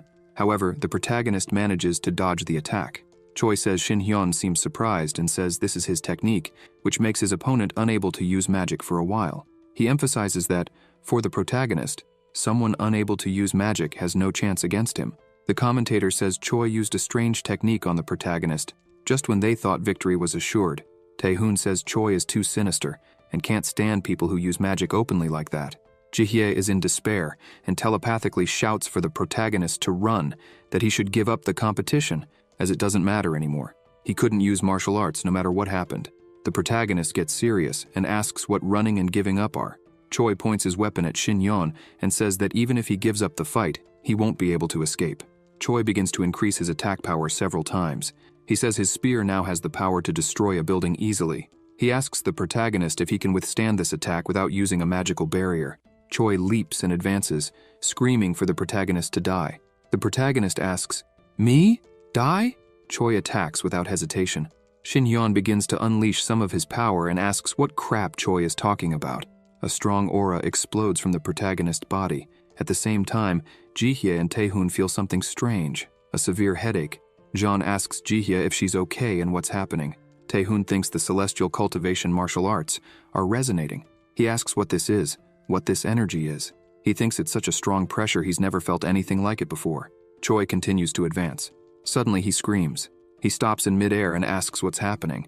This could be magic, but he thinks it's impossible because his unique anti-magic ability is still active. He is trapped by chains. He screams, asking what the hell this technique is. The protagonist says this isn't a technique, it's martial arts, and if he wants to know what martial arts are, he should ask Taehoon after the fight. Choi is confused. The protagonist begins to laugh and says he almost went crazy with people telling him to run or give up. Shin Hyun says the tables have turned, and at this moment only Choi can see and feel all that. He explains that the energy trapping Choi is the pinnacle of sword techniques, known as mental sword. This is a power that can be used after reaching level 40 in external arts, known as mental sword manifestation. The protagonist says that even though it is called the pinnacle of sword techniques, the sword he refers to is known as willpower in this world. He emphasizes that after reaching the peak, one can kill simply by wishing. This power can also split the heavens and the earth in half with just its force. Shin Hyun starts laughing and says it would be very boring if he used all his power. He begins to wave his finger, and the chains start to move. He prepares to deliver his blow, and the chains seem to pull Choi's soul out. The protagonist says he needs to give some lessons to these weak new generation people. He punches Choi with great force, making Choi bleed from his mouth while smiling. As Choi is thrown far away, the protagonist asks if Taehoon is watching that. He smiles and tells him to engrave it well in his mind because this is what he wanted to see so badly. This is martial arts. The protagonist uses a technique called hurricane kick, causing a blast of energy that forcefully slams Choi to the ground. The impact is so strong that Choi is on the verge of death. Taehoon is frightened by the power he sees. The narrator asks what is happening. She comments that participant Shin Hyun was immobilized, but now Choi is lying on the ground. The protagonist stops beside Choi's body, which is completely covered in blood. The commentator asks if this is the work of the energy they just felt. She announces that a medical team has rushed in to try to save Choi. Shin Hyun smiles and says he is much better now because it's cool to use basic martial arts after so long. The commentator announces that the victory is Shin Hyun's again. Taehoon is annoyed by this. After the end of the fight, Shin Hyun stops fighting, saying he had exhausted his energies. The narrator asks if the Limitless Guild will take power from the Dawn and Twilight Guilds. After that, the Twilight Guild lost 3-2, and thus the festival ended. They commented that Shin Hyun accidentally injured himself and had to stop for a while, but the comments were already spreading. People were asking if the protagonist was a god, as he easily defeated the two competitors, clearly being the strongest in the world. Others said that the top 4 strongest hunters now had to be top 5. With that, Twilight, which everyone thought was ahead of Dawn, changed its figure. After the festival, the guild leader no longer left his room. Chulho goes there and asks his leader if he is okay, but gets no response. Inside the room, everything was broken, and Taehoon sat in a chair, laughing. He says he is still stunned. He says that when he felt that energy, he was paralyzed with fear and humiliated. Taehoon says that even if it was for a few seconds, the power that Shin Hyun showed is something he cannot win against. He wonders if the protagonist just wanted to show him that he is not strong enough to defeat him. Taehoon admits he is not strong enough to defeat him now, but since things have reached this point, he no longer needs to hold back. Taehoon opens the door, surprising Chulho, and just calls Chulho, saying he needs to do something. Chulho asks where they would go. Taehoon answers that, of course, they are going to meet with the celestial god of war. A week after the festival, the phones wouldn't stop ringing. In the central office of Dawn, numerous people called tirelessly asking for Shin Hyun's contact. The attendants tried to explain that the protagonist was not from their guild, but from the Limitless Guild. One of the callers asks if Jihye is in a relationship with Shin Hyun. The attendant gets annoyed and tells the guy to go find his mother on the corner. Inside a room, the two were sitting, and a person came in to report to them. He says there were a total of 328 calls wanting information about the Limitless Guild and leader Shin Hyun, not counting the 800 letters sent to him. The majority is from reporters and people who want to join the Limitless Guild. In addition, there are 8 collaboration requests, 43 advertising proposals, and 29 offers for him to appear on TV shows. He mentions that, as instructed, they rejected all but one person. Suddenly, someone knocks on the door, shouting that they didn't want to interrupt, but there was something outside that they needed to see. The chief secretary says his report is finished there and turns around, dead tired, to see what it was this time. Jihye asks the protagonist what he thinks about becoming super famous. He says it's good not to joke about that, as he doesn't mind the fame, but he hates scandals. He asks if that was the chief secretary, the so-called Dongwon. As soon as he appears again, the protagonist says he needs to thank him. Jihye says it's a bit late for that, but she wanted to apologize. The protagonist asks what she is talking about. She says that during the fight, she didn't want Shin Hyun's identity to leak, so she tried to stop him from using martial arts, all out of her selfishness. She says that if things had gone wrong, it could have been very dangerous for him. The protagonist tells her that she is worrying too much. He asks if she really thinks a small power like that could hurt him. Shin Hyun says that in the case of Taehoon, even if he was forced to use martial arts, what does it matter if Taehoon knows about it or not? He probably realized the power difference between them. The protagonist asserts that for a while, Taehoon won't try to do anything against them. Shin Hyun says they went after his sister, so now he will go after them. Jihye smiles and says it's true that Twilight has been less active lately. They thought they would defeat Dawn easily, but they were in for a surprise. She comments that after all this, Taehoon locked himself in his house, and even the veteran hunters, who didn't want to get involved, came knocking on Dawn's door. Jihye says that now Dawn is above Twilight, and all thanks to the protagonist. She says this is the deputy leader of the Dawn Guild, and thanks him again, extending her hand. He smiles and takes her hand, saying that now she is acting normally. He states that he will be under her care from now on. Shin Hyun looks at his phone and says it's quite late. He needs to hurry because his sister is waiting for him. Jihye asks why he accepted the invitation to the Guild Alliance on Jeju Island, even though he rejected all the others. He says he's tired of dungeons in the city, and that his level isn't rising much. Besides, Jeju Island is perfect for family trips. He leaves the room smiling and says he will return after a month.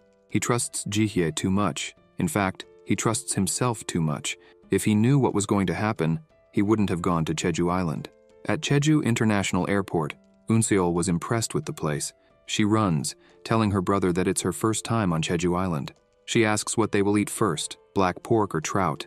The protagonist just smiles, looking at his sister's happiness. He asks if she likes Jeju Island that much, but they weren't there just for fun. Suddenly they hear people shouting the protagonist's name. It was the leader of the Jeju Island Guild Alliance, the Tamna Guild. The leader tells them they are welcome, but the two don't like this. There is a slightly awkward atmosphere between them. They turn around, and Shin Hyun says maybe they can have fun first. The leader runs ahead of the two, startling Unseol. He grabs the protagonist's hand and introduces himself, saying his name is Kyul. He is a team leader of the Tamna Guild, and thanks Shin Hyun for accepting their invitation. The protagonist says it was no big deal. Unseol is shocked by this, and thinks he is younger than her, and already a team leader. Keel says he loved the protagonist's performance at the festival. He admits it's a bit embarrassing, but after seeing that, he became a fan of the protagonist. He asks for an autograph, saying he bought a Shin Hyun t-shirt and wanted him to sign it. The protagonist thinks he should go back home. Keel releases the protagonist's hand and runs up to Unseol, asking if she is the team leader of Dawn accompanying Shin Hyun. He asks if she is the protagonist's sister and says it's a great pleasure to meet her. Another person interrupts them and tells Keel to check the time. Keel responds that it's true, and he had forgotten. He begins to hurry them along, apologizing for rushing them, but they needed to move quickly. Along the way, he explained the details. Shin Hyun says he understands and asks him to stop pushing. Keel smiles and says it's because of the schedule. Keel mentions that it's their first time there, and later, he would introduce them to the island's delicacies. A man was hiding, watching them. This man speaks in Chinese, notifying that the protagonist had arrived. Hyung comments that they are in Korea so he could speak Korean, or did he want to make it obvious that he was Chinese? Hyung stands up and announces that his vacation was ending. Several people bow to him, and he says it's time for them to get to work. He welcomes the trap he prepared for the protagonist. Shin Hyun finally arrives at Woljongri on Jeju Island. A man approaches them and says hello. This man is the leader of the Tamna Guild, named Hagun. He shakes the protagonist's hand and says it's a pleasure to meet him. He promises to ensure they have a lot of fun since they came from afar. He asks Keel to bring what they prepared. They talk about the local specialties of Jeju Island. Unseol is thrilled to hear this, wondering if it would be black pork or trout. Keel says that after they try it, they'll never forget the taste. They begin to lift the lid, saying this is the high-quality item they carefully selected.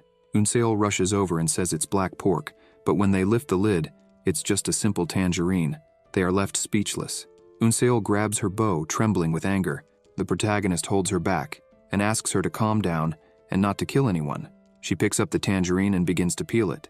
They apologize for being so straightforward, but given their current situation, they hope the protagonist understands. Hagun begins to explain that, as they already knew, the Jeju Island Guild Alliance opposes the division of Korean hunters into two teams, Dawn and Twilight. They formed their own independent and self-sustaining hunter system. He says that if they were caught in the conflict between the two guilds, they would certainly be massacred. However, until now, the Tamna Guild played a key role in maintaining the alliance in some way. That was until high-risk dungeons began appearing in large quantities. Dungeons with a danger level of 11 or higher, which had never appeared before, started popping up in 5 different locations on the island last year. For these high-level dungeons, only veterans of level 40 could handle them. Hagoun says this is something their guild is currently incapable of.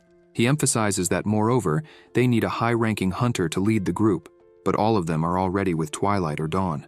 Shin Hyun says he doesn't understand and asks if they can't handle the dungeons. Why not just ignore them? Wouldn't the monsters just stay inside?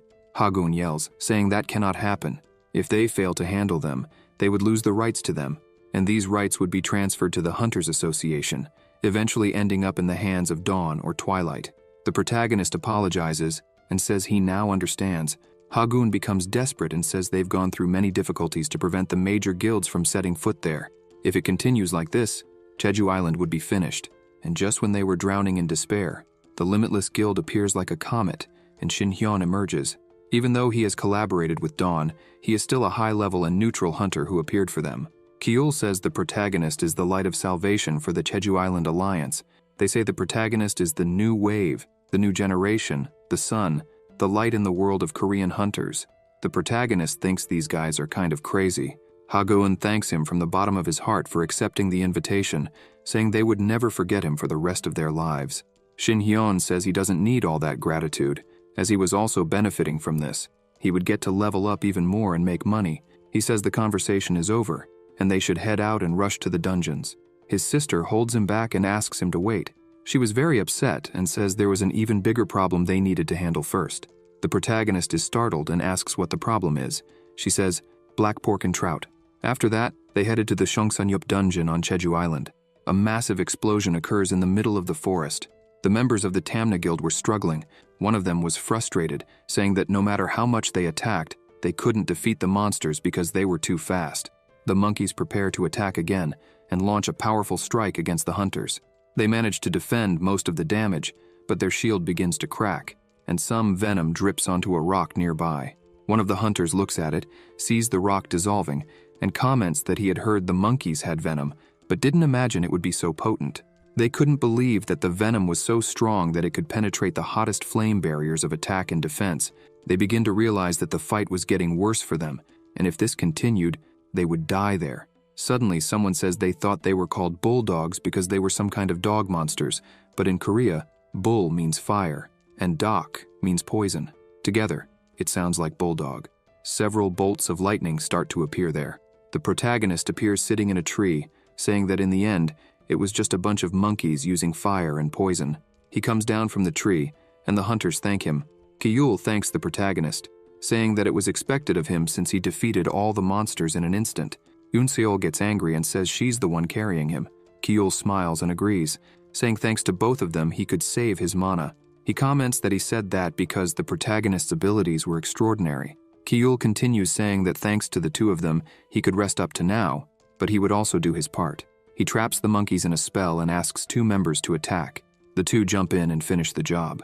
Kyul returns to the protagonist and comments that the lightning attack is typical of mages, as expected of the leader of Limitless.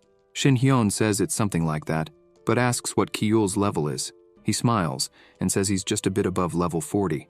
Eunseol is impressed with this, thinking that even though he is younger than her, he is at a higher level. The protagonist notes that the other fighters also seem to be close to level 40. Kyul explains that they are responsible for the dungeons on Jeju Island with very limited numbers, so they end up gaining a lot of levels. Shin Hyun talks about the technique that Kyul used just now, saying that it's quite interesting. Kyul asks if the protagonist is talking about the teleportation technique and says he struggled quite a bit to achieve it because it's known to be a very complicated and difficult technique to use. The protagonist comments that it doesn't seem that difficult. Kyul stops talking, impressed, and asks if the protagonist figured out the technique just by looking. He becomes even more amazed, while the protagonist thinks that these people don't understand the concept of personal space. He stops and thinks for a bit, concluding that investing points in intuition was really the answer. Intuition, as the name suggests, is the power to see things as they truly are. The system screen displays name Shin Hyun, level 53, class classless, health 100%, MP 106 out of 106, status details, no points available for reallocation, strength 0, endurance 0, agility 0, intuition 53, interception 0. Thanks to martial arts, the protagonist doesn't need to spend any points on other attributes, but intuition is different. No matter how skilled he is in martial arts, he cannot read the flow of magical power with his eyes alone. He understood the mechanism of the spell.